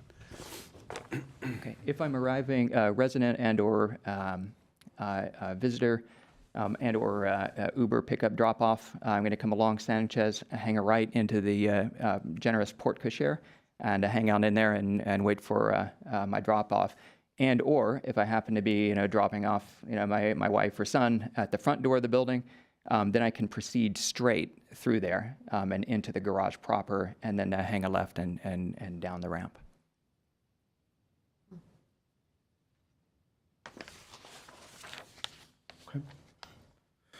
Okay, thank you. So I guess at this moment, it would be best to ask some questions while everyone's up. Right. Now, as far as the entryways to the east and west lobby, I think staff already pointed out, council had pointed out as well, you have those double entryways, doors really, not really taking advantage of the circular kind of storefront, and they're kind of more deeper into the porte-cochere. So what are some thoughts that you have to make those entryways, the entrances to the buildings, more grand? What would be some thoughts that you have considered since those comments were put out a few months ago? I think that, I mean, Roger's comment was very astute on that. One, very simply, we can put some doors up against Sanchez to pull in pedestrians directly off the street instead of rather have them, you know, into the porte-cochere, and that's very straightforward. Similarly, we can signal those entries from the street. Maybe there's a canopy element. Maybe we actually pull the glass sign of the building out a little bit towards the property line to kind of punch those. I also think, though, that, I mean, remember those lobbies are facing north, so it's going to be subdued light, and something that our renderings probably don't do justice to the buildings right now, but we want those lobbies to be nice and warm and well lighted. So especially at night, I think you're going to have these kind of glowing wooden boxes in there, and I think, you know, there won't be any question at all where the front door is if we move those up on Sanchez. In regards to the gateway matter, this is the gateway to our city, especially coming off of Brand and going south. Most people do, especially if they're going to Americana or they're going to City Hall, et cetera. You know, a lot of people do come this way and then take the east and west streets over. What sort of brand gateway ideas do you think could be integrated into that corner to not only make it a statement, but also make it a signature of this project? It's certainly something that we need to think about very carefully. We're extremely aware of the gateway nature of the site. It could be as simple as pulling the stone element shown in the corner pavilion rendering up high, and then some very, very clever signage element on there, along with some very nice dramatic lighting. It could be that simple. Maybe that entire element wants to be a little bit more dramatic, a little bit taller, a little bit of a stronger anchor on the corner. I would respectfully propose not pulling the massing all the way out to the corner. We held it back on purpose as a means of kind of opening up that plaza visually for people approaching along Sanchez and or the north to pull them in.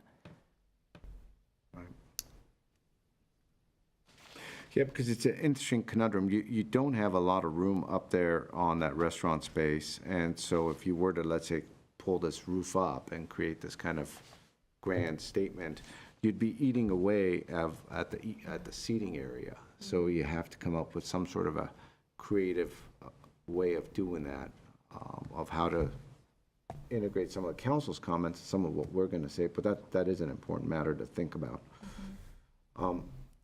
Also, some other questions that I'm wondering if you've considered is, you know, there's the BRT line that's connecting North Hollywood to Pasadena. It's going to be coming down Glen Oaks, right around the corner from this.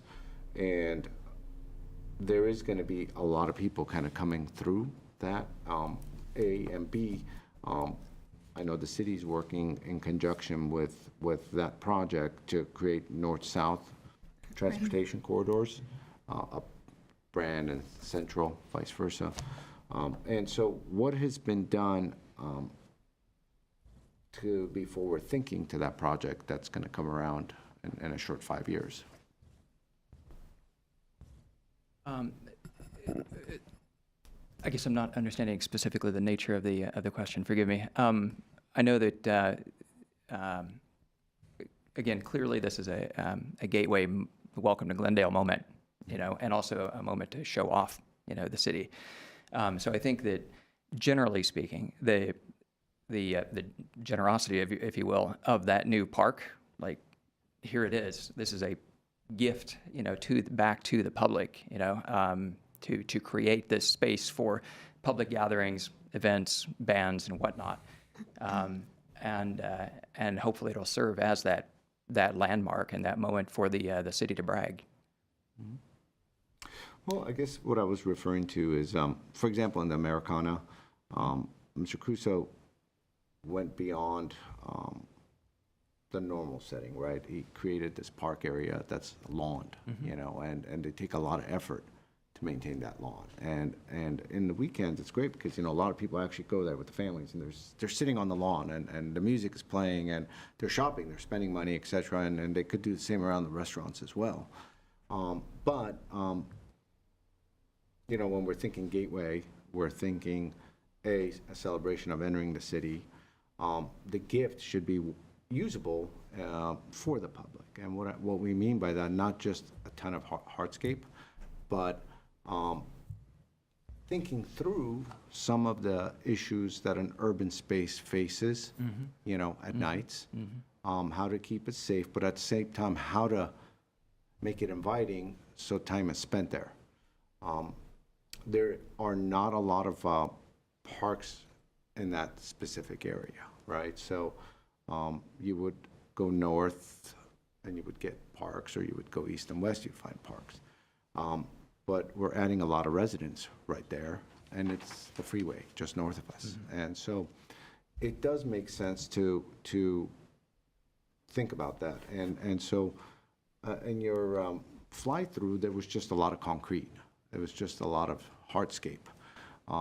There were planners, but again, it's not like a park-type setting where you kind of sit down, throw a blanket down, sit down. And that happens at the Americana. I mean, you should just go there, and I'm sure you have. I'm not assuming you haven't gone there. I'm sure you've gone there. So it just is very park-like. And so it'd be interesting to think about it in that sense of really making it a special gift and doing it right. And I think you would get a lot of love in return on the long run with what you're going to go through. So I think that is something to also think about. Those are some of the questions I could think of at the moment with applicants. So thank you for taking the time. We have a few questions too. Or do You go ahead. Okay. One, is this under review with urban forestry also, or I was just curious, or is it there? That's a is good that- question. Yeah. Not yet, Not but yet. we will. Yeah. Okay, yeah. Because, just the development of the landscape plan, of course, is one item. And also, just looking at one of the views, for instance, of this corner entry, I was just noticing a bunch of bushes kind of blocking the green open space. And I was wondering if they were there for a reason, or if what the thought was in terms of that planting. We do have a rendering, Roger. Yeah. I don't know if you could jump to that rendering. This right here. in the I'm PowerPoint. sorry, I couldn't hear some of what. Oh, sorry about that. I was saying that there are plantings that at the edges of the grassy kind of area. Sounds think like you want to look at the rendering. Or Yeah, presentation. rendering would be amazing to. That one? Yes, correct. And I was just wondering if there was a purpose to them blocking that access to the grass. Roger, do you mind actually going to our presentation with Sure. the rendering? Let's, it'll take me a second.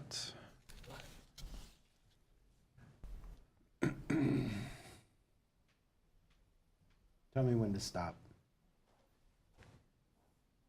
There. That one? And if you, hi, Collaborative, we're the landscape architects. thank you. And at the end, you can give me a card. That would be great. Thank you. Okay. I think the purpose of some of what we're showing there with the planting is to kind of control the access onto the lawn. So, you know, as we're just discussing, you know, we do have we're creating a park setting here, but we also, it's an urban open space. We have, Right. you know, busy streets nearby. So I think some of it is to create some containment for the lawn area. And also, you know, also to control the circulation a bit on how people get in and out. Right, okay. And, you know, those areas, those edges of turf areas tend to take the most abuse when there's not some type of border on them. I see. Where do you enter? I think it's more the up far- around the, you know, where the bandstand is. I think that, you know, it opens up more in there. Okay. Once you've kind of gotten into the park. Okay. There is language in the downtown specific plan on publicly accessible open space and the balance between, you know, having benches there and making it accessible. Staff didn't look at that a whole bunch at this level. Okay. At stage one, but two that will is something be- that we look at on stage two. Okay. Yeah.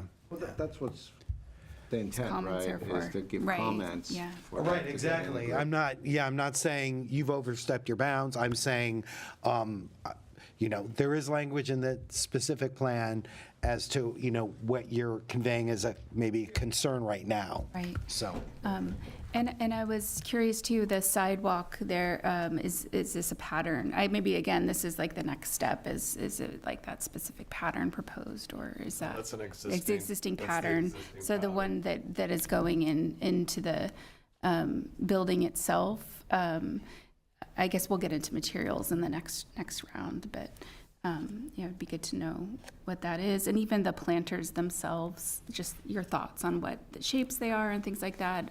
Are they still under development, or is this as? They're still under development, I guess. Yeah. But, what we're showing there is, those are probably, with benches on them, those are probably some type of masonry. can you talk into the mic? I appreciate it. Sorry, well, the materials are somewhat under development because, on Right. stage one, it's not primarily focused on landscape, but I think that Right. would mostly be some type of masonry materials that, complement the building. Okay. If the board wants to give suggestions on materials or the transparency isn't the right word, but the access to the open space or lack thereof, this is why you're reviewing it. Exactly. So feel Right. free. Okay. And I think that's all of my landscape-specific questions. I do have a question regarding the kind of the seating area. It's a little hard to see in a lot of the renderings, but I would love to know more about this structure that's proposed. It's completely open, correct? It's just like a trellis, for instance. Right, it's an open trellis. Okay. And is there planned growth on top of it or anything like that, or is it just planned to be completely open? I think following kind of the code on trellises versus buildings, we Right. would go up to the point of coverage that, we were still a trellis. Okay, okay. I think that's all my questions for the moment. I was going to ask if you considered any public artwork in your project at all, or aside from the trellis component. Have you guys looked into that as an element? Yeah, we haven't yet, but we can look at it. Okay. Yeah. Let's see. I think that's it for now. I'll let you. Do you have any additional questions? No. Mr. Okay. We do. Well, thank you very much. I appreciate your time. Thank you. Thank you. Okay. So we'll now open it to the rest of the public. I'll call forward. Let's see. Alan Durham, please. Good to see you. Hi. Thank you. Chair Lockriff, members of the commission, or board, sorry, city staff. I'm Alan Durham, 30-year resident of Glendale. Thank you for letting me speak. You may know that I'm on the board of the Northwest Glendale Homeowners Association and their representative to the Homeowners Coordinating Council, but I am not speaking for either of those groups tonight. I'm just speaking as a concerned resident. I attended and spoke at the November City Council meeting when this was presented in significantly more detail. And I've also read the design review submittal by the applicants, and I've read the city staff's report. And I agree with part of the first sentence of the design review submittal, that the project occupies, and this has been discussed, a true gateway site. And this is my concern, because it is such a gateway site. They're going to be the tallest buildings in Glendale, 36 stories, twin towers, right at the edge of the Ventura Freeway. And so this is going to be something that really defines the skyline of Glendale, that really, when people go by it, you know, this is Glendale. You know, I just think this should be a really special design, you know. Adequate, in my opinion, is not going to be enough. It's too prominent, and quite frankly, my opinion at this stage of the renderings is I don't think it's distinctive enough, quite frankly, architecturally. I like the podium level. Then you get 30-plus stories of residential that, to me, are on the north facade very monotonous. On the south facade here is very monotonous. The north facade, to me, looks somewhat cluttered. And then you get the top level, which to me looks very top-heavy. I know you need to articulate the roof line, but, you know, I look at these facades and it looks like, okay, base, big middle, top. To me, they don't integrate that well into an architectural statement. Now, that's subjective, that's just my opinion. But to me, it's like, it's, you know, and there's too much sameness in the 30-plus stories of residential.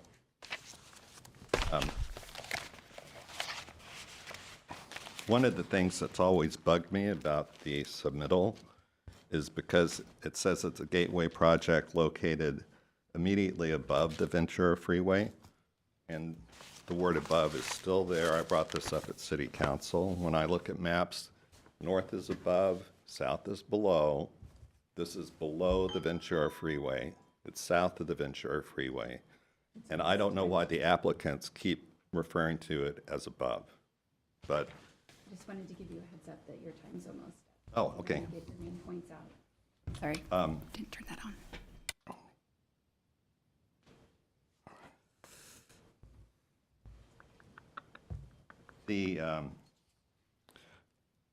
The twin elevator towers, you know, it's limestone cladding at the base, but above that, it's painted aluminum panels, which are going to, quote, match the limestone. I think on that north facade, it should be clad in limestone all the way up, that would give it more distinction. And if Roger could pull up a rendering, if I could just have a little time to pull that up. Which rendering? It's the view of the Twin Towers. This one. Oh, okay. Except it was titled page 13 at the bottom left. Will that work? I'm on the applicants. No, because I wanted to specifically, Got it. So let me, if you can pull yours up. yeah, let me see if we can. Let's see. Oh, we'll have to wrap it up quickly, actually. Are you able to make your comment based on this image? Let's see. Or if it's Well, once it quick? comes up, Okay, yes. Is it this one? yeah. Yes. This is So the it's north time. side, there's all Okay. this reflected, it's at an extreme angle, which makes Okay. them look staggered rather than, to me, monolithic when you're looking straight at them. There's all that reflected sunlight on the west tower, although this is the north side, and the clouds floating by. To me, this is trying to make it look less massive than it will actually appear. Thank you. Thank you. Thank you. Okay. And that's my last card. Are there callers? Okay, we'll take the first caller then. Thank you. All right. Our first caller is Erica Passman. Erica Passman, you're on the air with the Design Review Board. Can you hear me? Yes, I can. Okay. You have 3 minutes. Thanks. Okay. First of all, I just want to say I would probably oppose this project. I don't know if this is the point in time to say that, but I think just my brief review, just what I've seen by watching the Design Review Board discuss this, I'm in shock that you guys are just focusing on this little park area when you're not even talking about two twin towers that are 36 skyscrapers off of the side of the freeway. What are you guys going to do to address issues of traffic What about the environmental issues and traffic? I mean, coming on and off Brandon Central. You're just putting this massive 2 towers there. It's just like ridiculous. And then 2 towers, where are all these people going to get their water from? I mean, are you guys even considering what you're doing to our city that you guys are, or the city's asking us to conserve? But when it comes to something like this, 36 stories on both 2 towers, that's not even a consideration. So I am not for this project. And if it goes further, I'm going to keep saying the same thing. I just can't even believe that you guys are even allowing this to move forward. That's what my opinion is. Thank you. Thank you. Thank you. All right, one more caller for now. James Clark. Mr. Clark, you're on the air with the Design Review Board. Can you hear me? I can hear you. Can you hear me? Yep, thank you. Perfect. You've got 2 minutes. So, thank you. I have a couple of points. There's been a lot of talk this evening about the green space, which admittedly our city desperately needs. The green space, a publicly usable green space in this proposal is quite frankly laughable. These buildings are right on the corner of one of the busiest intersections in our city. They look out over the freeway. The air quality is terrible. In no way, shape, or form, no matter how much you landscape these areas, will they be pleasant places to sit and enjoy green space. I think that needs to be addressed. I worry. I live in the hills of Glendale, so every morning I'm going to be looking out over these monolithic structures to, quote Alan Durham, who I agree with, point. And you're also setting a precedent for future development here, meaning that our skyline will be irrevocably changed. I would agree also that these buildings are not particularly inspired. They're not going to be winning any design awards anytime soon. I moved to Glendale from a city with the Gherkin, the walkie-talkie, the cheese grater, the Shard. How will Glendalians refer to these buildings? The Twin Towers? It's not a good omen. They need more imagination. They need more vision if they're going to be so prominently placed in our city. And frankly, a more realistic approach to the usability of the location. Because there's no way I'm going to be coming down and enjoying a picnic by the side of the 134. I would implore the designer and the city to really think about how they can use this space to the best of its ability with the fact that they're practically on top of a freeway. Thank you. Thank you. All right, thank you. And we have no more callers. Okay, great. And does the architect want to respond to rebut any of the comments or? Okay, thank you. Thank you. First of all, just a low-hanging fruit, if I may. The comment about the site being above the freeway, I think we're talking about the Z dimension physically above it. I think the freeway's 20, 30 feet below the plaza, something like that. That's all that's meant by that language. Otherwise, I think we just very respectfully, strongly disagree with the previous caller regarding the park. I think with the retail prow there, our landmark corner, in whatever its eventual iteration is going to be, I think you're going to shield almost all of the noise and sound from the 134. That's one of the reasons actually we put it there, as well as holding the third edge of the public plaza. I think it facing due east and southeast with lower buildings to the south, I think you're going to get a heck of a lot of sunlight in there. And we're providing quite a bit of change of scale from green and a mix of hardscape. And yes, we'll look at that again and see what we can do about additional variety in there. And there was also a request for possible playground in there. We're going to consider that as well. But I think that the space in there is very thoughtfully considered, and I think it's going to be crowded. Thank you. Thank you. Actually, yeah. Madam Chair, Sorry, I have a question for the architect. Thank you. Thank you, Madam Chair.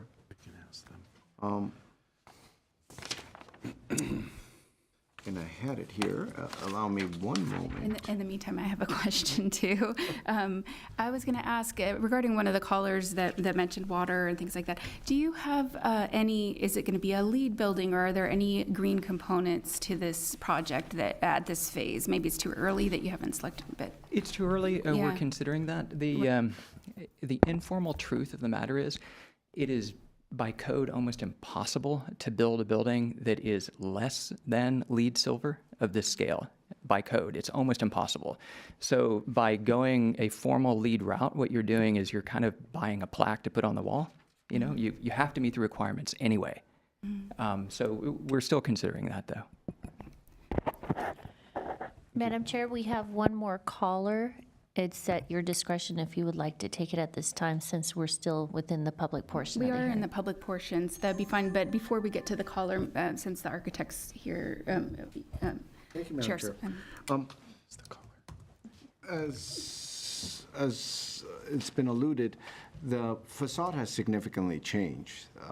The direction of the design language has changed as well quite a bit. And there were some mixed, I think there was one outlier last time it came to this board, where that individual didn't quite like the general language. But the other board members, we all thought that the wave-like kind of language of the fins of the building were quite successful, because it almost, as the end of the existing proposal has these fins, if you would imagine the facades along Sanchez had them and they were just doing this, you know, so it was kind of a wave-like kind of a language with overall building canopies, et cetera. And it was unique, I thought at least, and I thought it was at least something that was original in that, you know, what is being proposed, I think, is what's being alluded, is it could really be any downtown Los Angeles building. It could be any downtown America building. But at least what you had before had some character. And I'm wondering what changed, you know, what prompted you to change that direction? Change of architect. Oh, okay. I did not know that. So I did not mean to bring that up in that aspect. I wasn't aware of that. I'm sorry. And in regards, that's the only question I had for the architect. Thank you. In regards to, one more question for staff, does the downtown specific plan indicate percentage of 1 bedrooms, 2 bedrooms, and 3 bedrooms, a unit mix? Does it, I remember something of the sort, but I can't put my finger on it. I don't believe it does.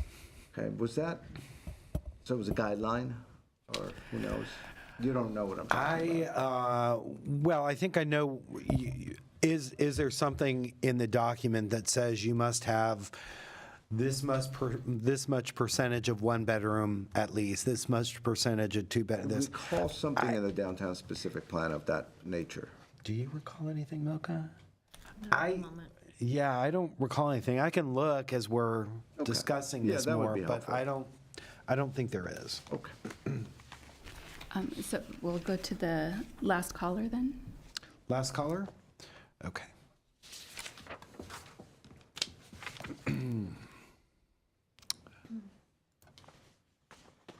Derek Malian, you're on the air.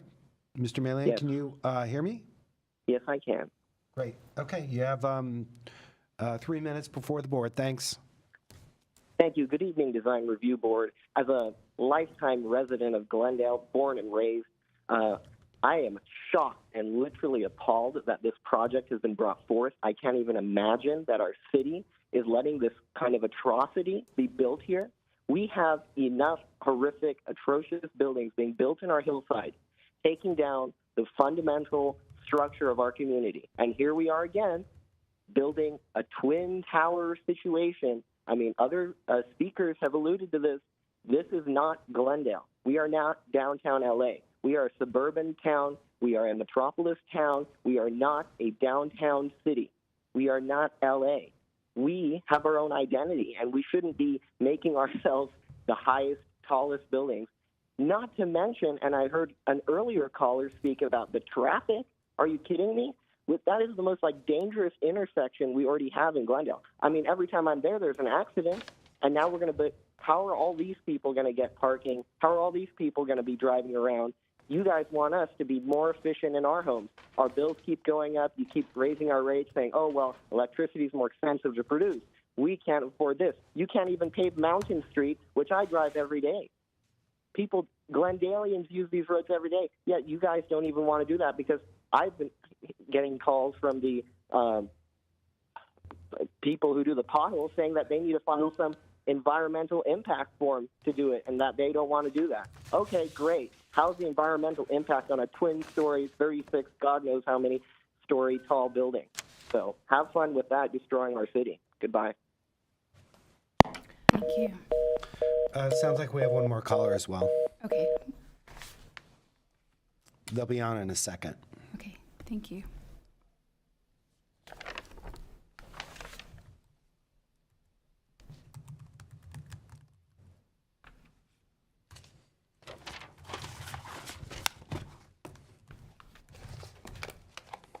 I guess while we're waiting for the caller, I just wanted to confirm or reiterate that this is really just an advisory review about the design, and that it's not in our purview. We're not making decisions here about the development of the buildings themselves. Right. You all are charged with giving suggestions and recommendations to the council when they hear the stage 2 review. Yeah. Thank you. All right, we have another caller. I will put them on the air. Hi, this is Roger Kiesel in the Design Review Board meeting. Can you hear me? Hi, yes, I can hear you. Okay, great. You've got 3 minutes to speak. Thanks. Hi, so good evening, members of the board. I learned about this project, and it's really concerning. Our city in South Glendale, south of the 134, it's overpopulated. Traffic is heavy. Oftentimes, it's difficult to maneuver on certain streets. Glendale Avenue, Brand Boulevard, Central Avenue, it's extremely congested down there. This project is being proposed. It looks like it's in a zip code 91203. It's fair to say that it's overpopulated. It has something like 20,000 people per square mile. La Cañada only has about 2,000 people per square mile. And it's not clear how this is going to make Glendale a better place to live for the citizens who already live here. And I come across some of these phrases as well, affordable housing. But some housing is always going to be affordable to someone. And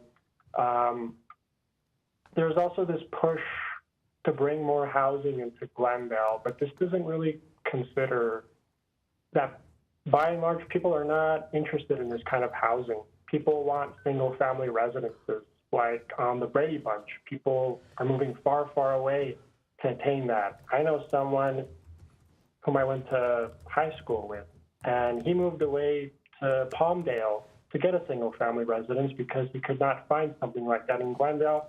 And he obviously would not be interested in living in something like this. So projects like this are not making our city a better place to live. We can look at other communities, other cities. We can look at, especially La Cañada. They don't have anything close to this. Burbank doesn't have, I don't think, anything resembling this. And it's fair to say that this kind of development is not making Glendale a better place to live in. Thank you. Thank you. All right, one more.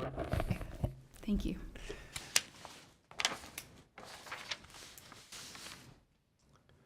Alex Balikian, hi, this is Roger at the Glendale Design Review Board. Can you hear me? Yes, I can. Can you hear me? Yep, I can. You've got you've got 3 minutes to speak before the Design Review Board. Thanks. Okay, thank you. I'm calling because I get it. The Design Review Board is there not to essentially approve the project, but essentially to review the design of it, and the approval is through the city council. But really, the design board, you know, we have to ask ourselves, for Glendale, what is the definition of Glendale? What is our topic sentence, right? What is Glendale? Is it a bedroom community? It's where I grew up, you know, for the last 45 years. So the design review board is integral in saying whether a project, a single project, is a standalone, separate from the soul of the community, or if it actually melds with what the community stands for. I mean, I'll give a great example, the Craftsman Homes in Pasadena, right? So you go to Pasadena, you know that you are there because you see all the homes that they are similar. In Glendale, there were some Craftsman Homes, but we don't really have this theme. So really, your all's role is to say, do these buildings in their current form fit with the soul, the theme, the topic sentence of Glendale? And in their current form, no, because they're going to be two eyesores that stick out from the rest of the city and are just going to be these standalone structures. So in their current form, so please ignore the fact that we have, you know, a quote-unquote housing shortage. There are many different ways that you can solve a housing shortage that are not these buildings. So in their current form, this design review board should see, does this fit within the pattern, the soul of Glendale? I would say no.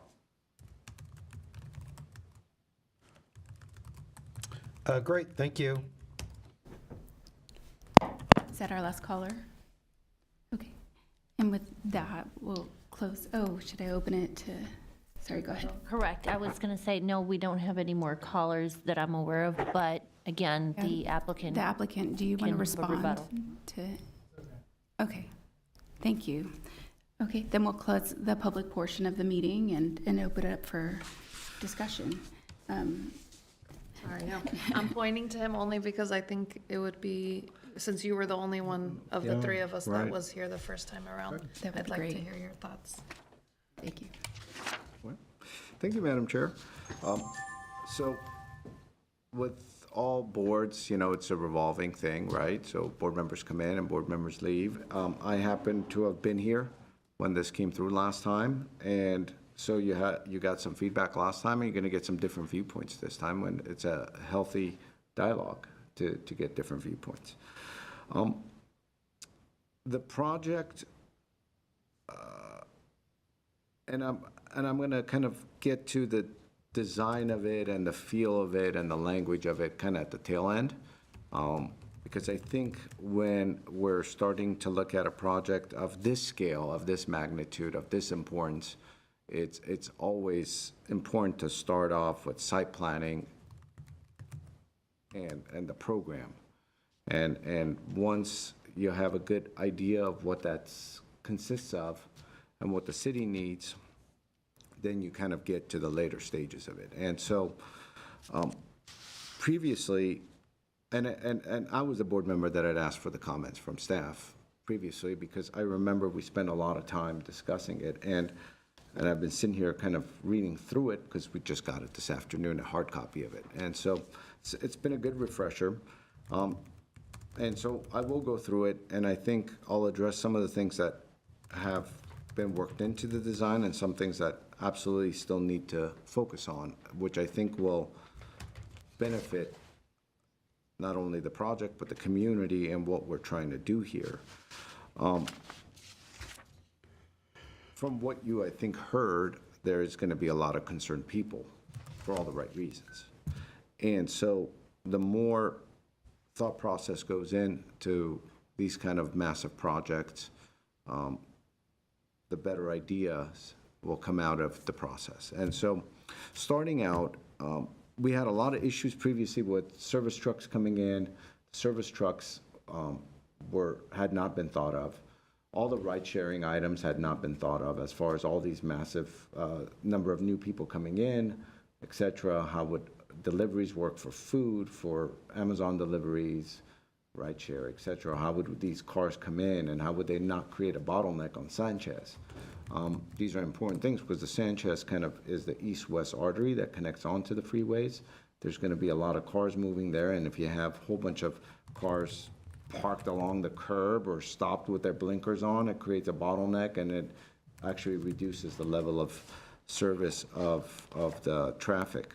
I think previously, some thought had, I forget if it was a level D or a level F, but that intersection of going onto the freeway, and I don't want to misspeak, but it was like a D or an F. There is a bottleneck there. And so those are things that not only had we suggested for this project, but also what's happening across the street. Because on the east side of Brand, behind the Chase building, those parking structures are being proposed to be demolished, as you probably know, into high-rises as well. And so we have the east and west corners of Main and Main that are going to be developed, which absolutely affect, the freeway on-ramps, et cetera. So those are things to consider and think about, and they should be integrated up front. And the more time the development team spends on them, the more accommodating, I would say, the city becomes, because now you're improving those factors. Now, when I look at Sanchez and I look at the porte cochere that's been put in, and I've already said that it's a positive improvement as far as putting the service trucks. Those have been thought out. So I could tell now there's a west driveway along the western side of the lot, brings in service trucks. There are 2 service trucks that are located on the west tower, and then the existing office buildings also get their truck access as well. So that's thought of. That's positive. That's good. Now, I still think we need to start to improve how the overall ride sharing would work. So I do think that you need to provide some sort of a street widening, probably on Sanchez along the west tower, for the cars to pull over. So the ride share would pull over, people would hop in and out, and there would not be kind of going into your porte cochere, because you don't have a big queue area there. You only have maybe 4-car queue, and if those Uber guys are standing there, or those Uber Eats guys are standing there all queued up, now all of a sudden you have a problem. You're backing up onto Sanchez. When you back up onto Sanchez, traffic on the eastbound to the freeway gets backed up, bad things happen. And so it is important, I think, to start thinking about that, of how to connect, how that sidewalk would work, how that sidewalk would shift southbound a bit, have that drop-off lane created. And so then what you're doing is not really impeding the traffic pattern more than you have to. We had a lot of comments on the public space integration. Before, it was very haphazard. The public portion had been spread out throughout the 5 acres, which was not ideal, to say the least. In fact, it didn't work at all. Now, at least, there's a focal point in the corner, so I believe we're going in the right direction. So to have that triangular park area in the corner is a great idea, because it's distinct, it's the public portion, and that makes sense. We had asked for specific restaurant space along with the restaurant outdoor area. I could see that that's being integrated into the site plan, and I think that will make some economic sense as well. Not only are there not a lot of restaurants in that specific area, so a lot of people end up walking north across to the diners, or the coffee shops across the street, but I'll actually bring in a lot of people to that outdoor area that will sit there, spend their money in the restaurant, will make that public portion safer. There'll be a lot more eyes and ears there, and it will become more of an 18-hour kind of a corner. And I think that would make a big difference. We absolutely should start thinking about a Gateway Center corner, something that is extremely special at that corner. I think you've integrated that public space, you've integrated that kind of sale of bringing people in, which is positive. But now you got to really start thinking about how that corner starts to feel. And I think you're limiting yourself by putting outdoor eating on the second level, because ultimately in order to have anything grand, you got to go more than one level there. You got to do something special. And when you're thinking about how that seating above works, it doesn't. And so you could move that outdoor seating that's on above this corner area that's illustrated.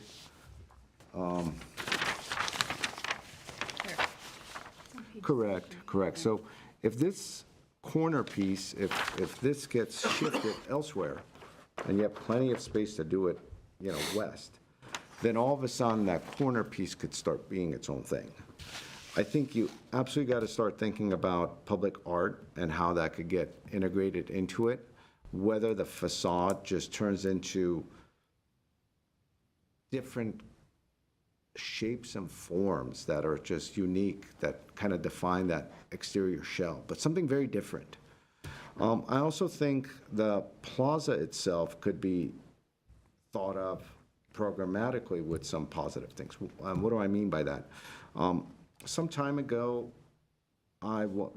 two recent experiences. I was in Palm Desert about a year or two ago, and an outdoor installation had been installed in a public portion. And there were large sculptures, but they were interactive sculptures where you kind of went in and kids were feeling materials, they're going through the mirrors and everything. They were all so different, and it was a revolving thing that was happening. And so it becomes almost this urban space that maybe isn't for laying down and laying on the lawn, but more of this kind of an interactive thing, right? And so it becomes a benefit to the community as to what we're going for. I used to be officed at 450 North Brand, and the courtyard, the city of Glendale, does sound wonderful in the summers. It starts springtime and goes into the summer, where they actually have concerts for free in these courtyards, and they usually happen at lunch. And so all the office workers come down, and there's a free concert happening.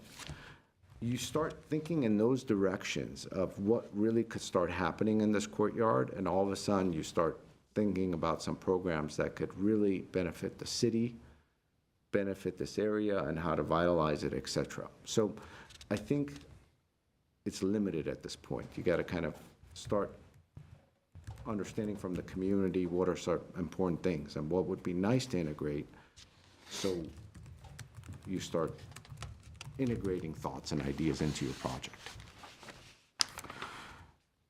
In regards to your unit mix, I think, now that's a pro forma matter, but as a developer, I could tell you there's an absolute need for 3-bedroom units in Glendale. There's a ton of empty nesters with a lot of disposable income that do not want to live in homes anymore with stairs, but they like to have large 2 bedrooms, 3 bedrooms with a dining area, with an outdoor area. Now, if you can make the numbers work, that is a niche that would really be helpful for the community, because that niche only exists in a couple of mid-rise buildings at the moment, which are dated. And so when you're putting 594 1-bedrooms in there, what is that illustrating? It means you're getting a lot of young, 20-somethings, 30-somethings that are just going in and out of these units. You give 2 months of concessions, they'll come here, and then the next building is going to give 2 months of concessions, and they're going to move elsewhere. They're not really permanent residents of our city, and so they're draining the city is what happens. So in a sense, they work in the studios, which is wonderful, but in order to become a community, you want to start providing the kind of housing, and some of the speakers alluded to it, but I'm not just saying these comments because of that, I'm saying there's a need for it. You start thinking in that direction. The building entries absolutely need to be emphasized, need to be celebrated, they need to be thought of. I think you have the right idea of doing it on Sanchez versus the corner. The corner should be more of that public portion. And that restaurant, part of that restaurant could evolve into that interactive art piece that kind of goes into it, and it's more of a space or whatnot. I'll let you guys kind of think about that programmatically. But the entryway to the building could be off of Sanchez, but it shouldn't be off of the Porte Cochet where it just doesn't make sense. It needs to be emphasized. Now, you have that middle portion with the co-working space above, which is nice. And so you want to really start talking about emphasizing those entryways.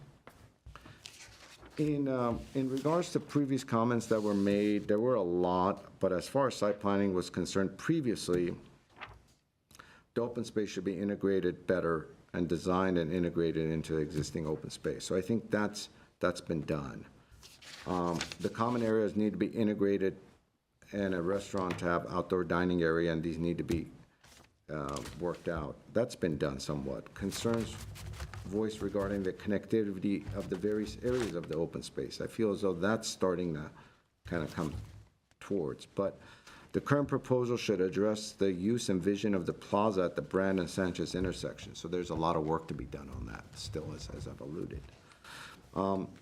Consider eliminating or relocating the driveway to allow for one uninterrupted space. Now, I feel as though you've started working on the driveways and now you've split them up, which I like the direction you're going because you're able to control traffic. In regards to other factors, and I'm not going to go into too much, but the mass and scale, the massing of the towers does not address the existing site context, and the towers do not step down to the adjacent buildings. And so I feel as though no work has been done on that aspect. The project features appropriate articulation and modulation, although that's changed tremendously since the last approval or suggestion, but not enough to make up or alleviate the excessive size of the project. Bay articulation should be enhanced. So all these thoughts were there before, and I feel as though as far as mass and scale are concerned, true, we're talking about the new project, but next to it you have a very dated office building, right? It's extremely dated. And so you need to be thinking what's an appropriate language and what needs to be done to the existing as well. Now, we in our city, even on the simplest terms, I would say if someone's coming in for a simple house remodel, what you try to do in the front, you want at times to touch the sides as well, even though those aren't being modified, to make it holistic. I think you need to start thinking in that level is not only how does this building integrate into the surrounding context, but how does the existing buildings just 100 feet away in your, complex, how does that start to integrate with what this new design? And I think there's some work to be done there. As far as the tower designs are concerned, again, it's subjective. I thought previously there was a level of playfulness, there was a level of uniqueness, and I think that's gone away. It's gone very monolithic, and it's gone much more sterile. And I'm sure there's some cost factors associated with that, and you're a talented architect, I'm sure all that was thought of. But it seems as though the east facades with the fins, there's some undulation there. But besides that, it's very plain vanilla, and those are some things that absolutely need to occur in order to start gaining the traction that you would need as far as support for this project overall. I feel as though the positive aspects that we've talked about are starting to kind of take shape, and we're hoping that you would take some of these thoughts and integrate them into the second round. As far as the downtown specific plan, you got to be mindful that if you're asking for incentives and waivers from the density due to the density bonus, and you're shying or you're deviating from those items, that it is such a big example for the city that you need to go far and beyond some of these other things to get support for it. And I feel as though you've taken a step, but there's some work to be done, and it could be a very exciting project if skillfully done. Those are some of my initial thoughts. Thank you. Thank you. Board Member Chagoy. Thank you. Thank you, Mr. Simonian. It was very helpful to hear what was done in the past and all the comments that the previous board members gave you all on the design aspect. So I agree with a lot of what Mr. Simonian said. I do want to say that during the presentation, while I really appreciated the aspect of giving us the pedestrian experience, I think it wasn't, it wasn't entirely the best to completely disregard the fact that the 36-story towers are behind you. We can't just say that they're going to go away, although in that fly-through it appears so, but really the main focus of the design of these buildings has to be the giant towers, right? I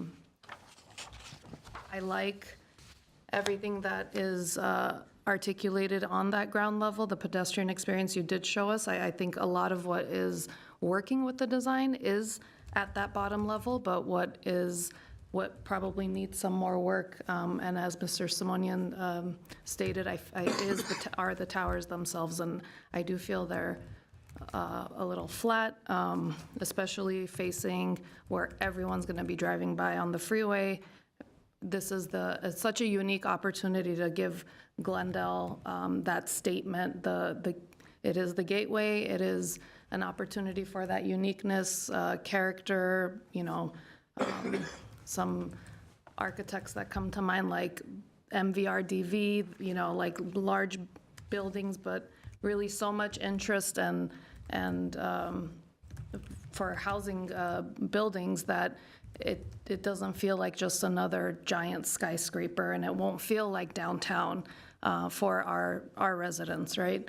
The restaurant, the corner, I think that's the most successful part of the design. And I appreciate the porte-cochere, the entry moment, although there were comments given about making refining the entry a little bit more. I agree with all of those, but really the materials and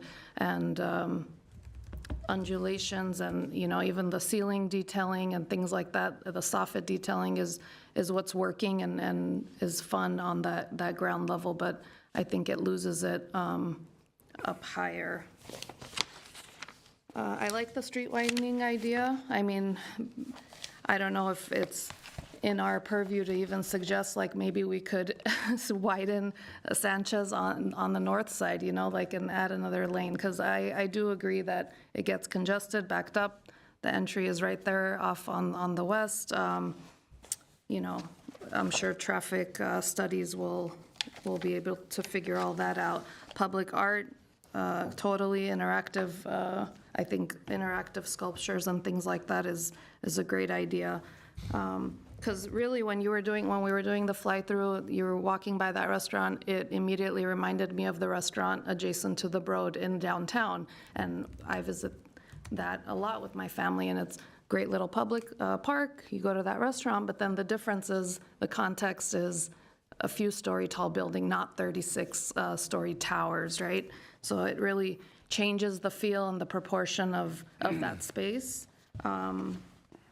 And I think the trellis is maybe, I like it on the podium level, like the design with the pools and the spaces for the residents, but the trellis on that bottom level, I think it could be something more. I don't think it should just be a trellis, right? Like, what if it starts from the ground up and starts to become additional green space that now takes you on another level, as opposed to, just an overhead trellis that isn't even providing shade or anything more, right?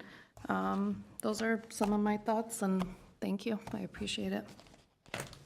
Thank you. And just to pick up where you left off on the trellis, I got excited thinking about how that could be integrated into the design more. I mean, for instance, your planters, everything could be more interconnected. It could become really interesting. I felt like, for instance, the planters were very rectilinear, whereas I think the design has these, on the pedestrian side anyways, has these nice curved elements that you could reflect not only in the building, but through the public spaces. I agree with my colleagues that I think that this side facing the freeway does need more interest, given that it is like this very visible part, for our community. And I think that even the residences above are going to have a big view of this. And I think you could get more playful with those overhangs and bring them around the sides, and it might not be as symmetrical. For instance, it could be maybe one tower has something wrapping around it. You could get more playful with that and bring a lot of interest with the asymmetry. And yeah, the towers don't have to be identical. Would be my recommendation. And then let's see, in terms of the open space, again, just more trees they're always great, and urban forestry, I'm sure we'll get into that with you in terms of what they'd like, but the more the better, I think, for communities and more shade. I'm glad there's going to be a traffic study. I'm totally in agreement with widening, or at least what I've seen down by the mall is at least at the minimum some kind of turnouts, for the cars to go into if the full street can't be widened. And also, it would be great to consider that long-term plan for public transportation and how it integrates with this project and where a bus stop might be and that sort of thing. And that might play into how that public space is designed more if you are thinking through that, because there are so many more people that are going to be living here. They need that infrastructure. So that does need to be thought through with the city as well. And then let's see. Also, let's see, I was going to mention just restudying the landscape, particular, as I mentioned, with more trees, but also more accessible. And I love the idea of public art. I was thinking of the Bean in Chicago. I know that's kind of a big ask to say, having a symbol rather than a sign or something that's interactive is quite lovely. And so that would be a great way to mark that entry to that public space is some kind of public art. Let's see. I think, and I agree with the comments made by City Council overall, just emphasizing the entry at the lobby and also the landscaping at the rooftop. Those are definitely good items to address. And restudying the hardscape a little bit too, as we mentioned, maybe not as much hardscape and maybe more variation there.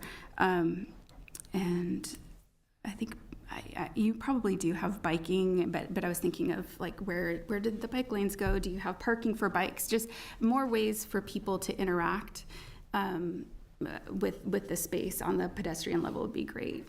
For instance, in Glendale, a lot of us like to play chess or different things like that in public parks, and so just different ways to draw people in would be great.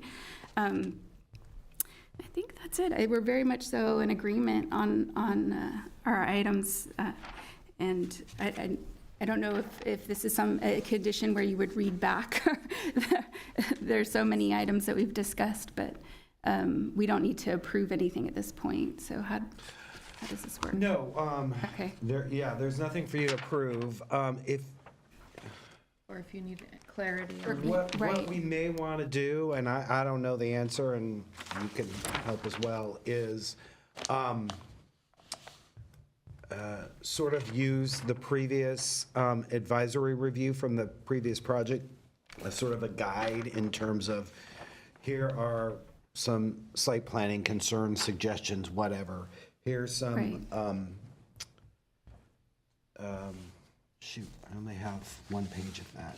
Yeah. Oh, okay, here's some massing and scale suggestions. Here's some design and detailing suggestions. Okay. That may be the way to go. If you want to suggest something else, I've taken a lot of notes, okay. But I'm not as gifted as Jay is about sort of, getting it well written and, succinct. Okay. So I can start by just sort of brain dumping my notes, and then we can maybe. Form them into bigger ideas or, a big idea with specific comments or something like that. And I did want to make one final comment too, is that overall, I think I went down to this area, and I do think that if you are going to have a density bonus project like this, it's the appropriate location for it.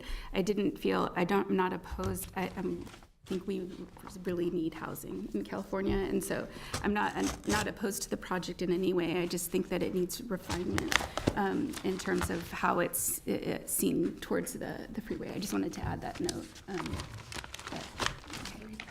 Okay. Thank you. Go ahead. All right. So you want me to just read off my notes, and then Yes, you that'd be can great. stop me when you want and go from there? Yes. Okay.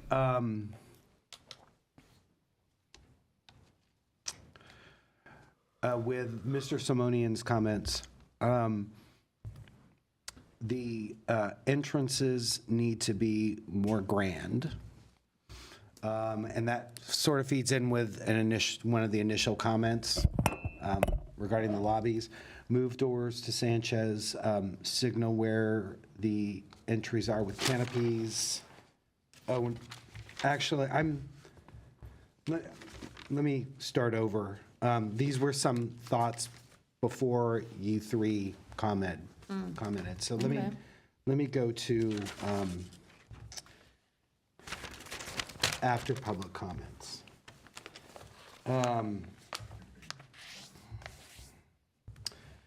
Better integrate the traffic service infrastructure into the project, including ride-sharing infrastructure. I said potentially widen Sanchez, so the traffic pattern is less impeded. Does that sort of capture? Okay.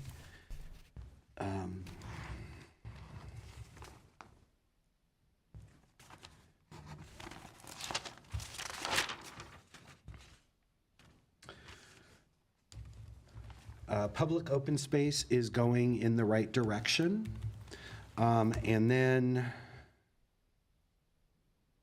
there's a lot more comments on open space. Let me see if I can, let's see.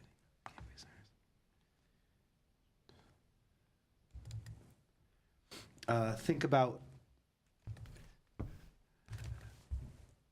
public open space going in the right direction. That may be the overall thing. And then bullet points, consider public art at the corner. The corner facade uses, the corner facade of the building could use some unique shapes and forms. Create a gateway at the corner. Okay. Right. Create a gateway at the corner.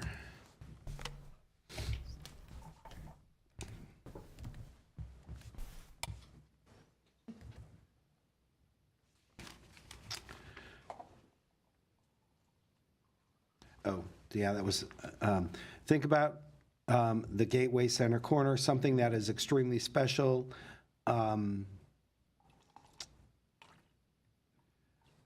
The way that the building is currently designed, this is how I understood you.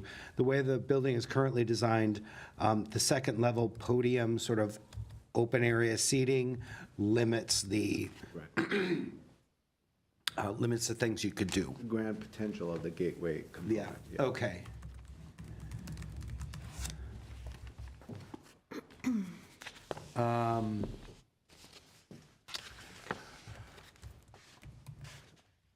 Think specifically about the programming of the public plaza area.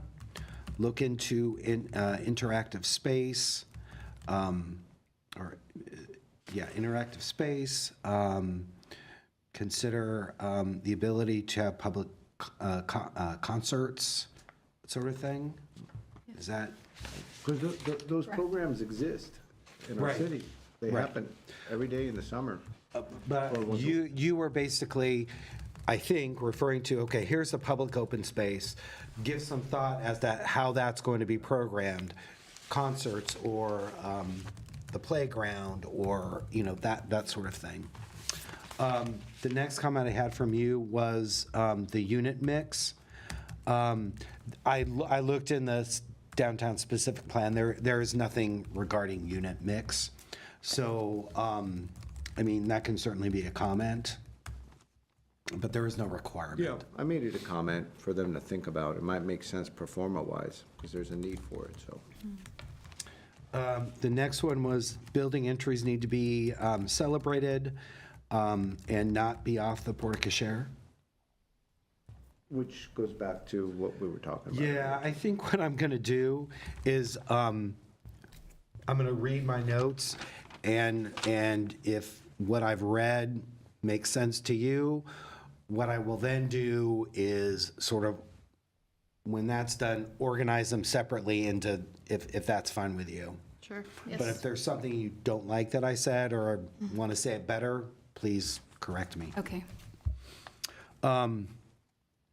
The massing of the towers does not address their context. Massing, what I've written is massing needs to be throughout, and that doesn't make any sense to me now.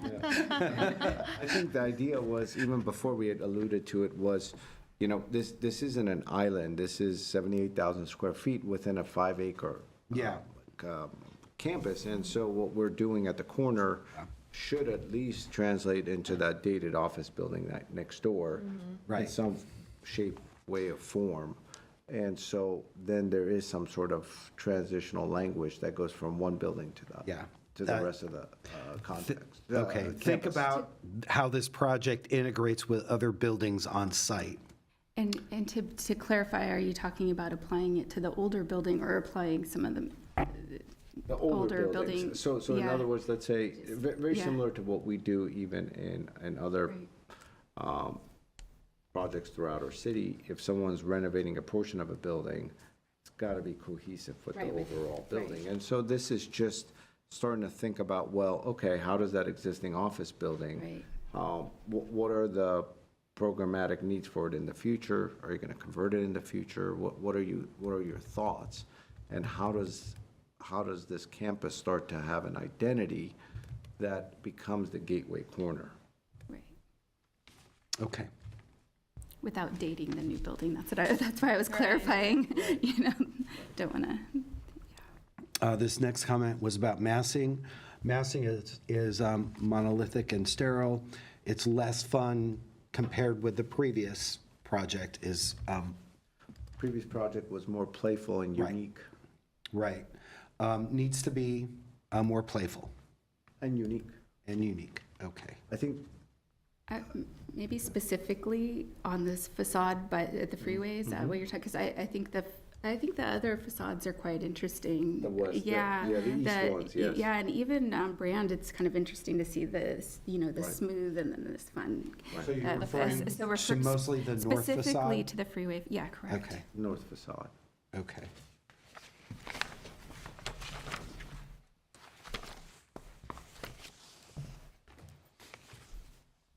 This may need some sort of word tweaking. The project is such a big example. It's a big project for the city. And, you know, given the density bonus, given the concessions that will likely be required to be granted, the project needs to really excel in other areas, like the publicly accessible open space, like the landmark nature of that corner, like. Right. Does Or that- using environmental materials too. Or, I'm I'm sorry. throwing, using environmental materials, just throw that in there too. Okay. That's always. Like, for example, just as a thought, I mean, we have these twin towers, right? Right. And they're absolutely massive. They're just waiting for a statement to be made of some uniqueness. Now, I don't really see any reason why they shouldn't be connected at the top. There could be just like this bridge that connects them, and that could be the open space up top for these high rises. And it's very prominently used in parts of Asia, right? Where the top becomes this like very unique connection. And not only are you getting more space out of it, but now all of a sudden there is just greenscape up top, and now that roof becomes to have this absolute character, right? So there are ways to think about these kind of massive projects. It's not just, let's go straight up, it's let's go up, let's celebrate the top, let's connect the top, let's do something that's worthy of the Gateway Corner. Okay. Those are the comments I captured from you, Mr. Simonian. Ms. Chagayan, do you agree with most of Mr. Simonian's comments? I recorded.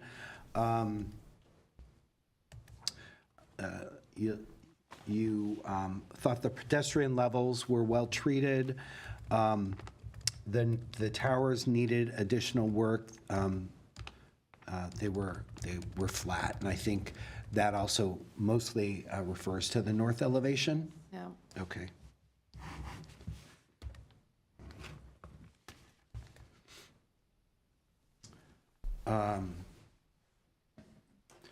The corner portion of the project was the most successful. The trellis at the plaza level, publicly accessible plaza level, should be something more. And that sort of led into Ms. Lockroff's integrate the trellis into the design more with planners in the public spaces. Did you want to go into that more, or is that? Just maybe more specifically using the curved forms that also emulate the facades of the building and that curved trellis to soften the planters and all the to soften the public space at the pedestrian level. I'm sorry, To soften the public space at the pedestrian level. Okay.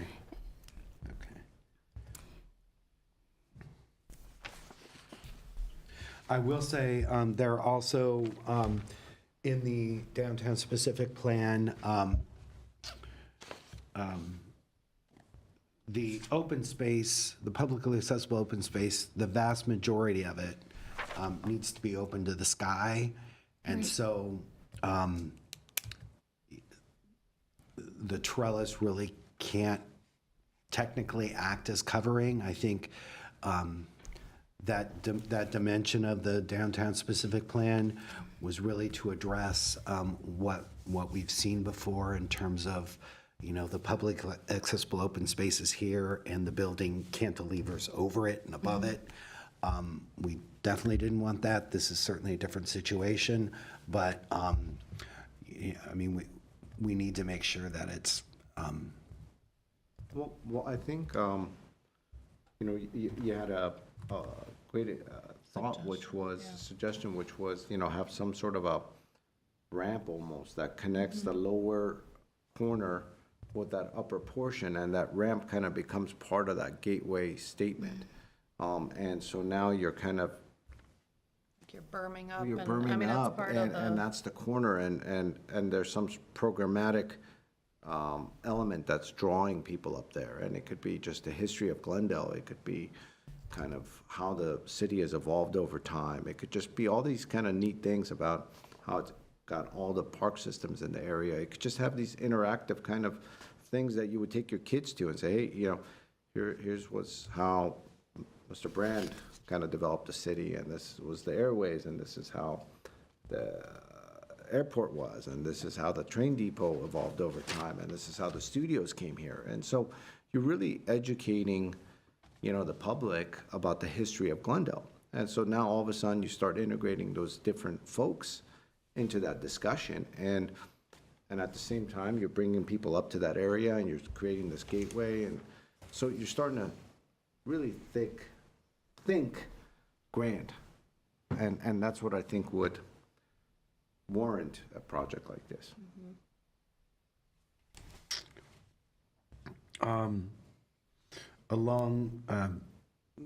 This is sort of a repetitive comment. North elevation needs to have more interest.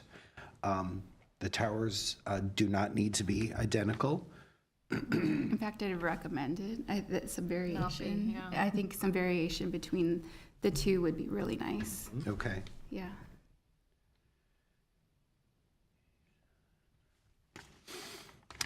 This is also repetitive in terms of the overarching publicly accessible open space. Restudy the landscaping and the hardscaping, reduce the amount of hardscaping in the area, provide additional trees. Sort of the next comment, or the almost last comment, consider long-term plan for the public transportation in the area into the overall site planning design. And then, Like, for example, where's the stop going to be? I mean, that information exists. right. Where is it and how does it integrate into the site plan, et cetera? Sorry, going back to the landscape that I mentioned, restudying it, I think more specifically too, is just reconsidering the borders and how you get onto the Okay. green space. So it looked like it was blocked, right where you'd really want to walk onto it. So Yeah. that's it. Yeah. And then it seems like you all concur with the three comments of the initial comments. From council. Yeah. That's all I had. Did I miss anything? I don't think so. Okay. Thank you. Okay. So what I think I'll do is, as before, I'll just, three major site planning, mass and scale, design and detailing, and then below that, overarching public open space, and then your comments regarding that, and organize it that way. And then frame it very similar to what we did 2 years ago, Good. if Thank that's you. okay with you. Sounds great. Thank you. Okay. Great. Thank you. Thank you. Thank you. It's exciting. Yeah. All right. Are we motion to adjourn? Okay, we have a motion to adjourn, and so it is now 8:24 in the evening. And do I have a second? Okay. Do we need a Thank you. second? Thank you. Good night. Thank Good night. you. Thank you all. Thank you. Good luck.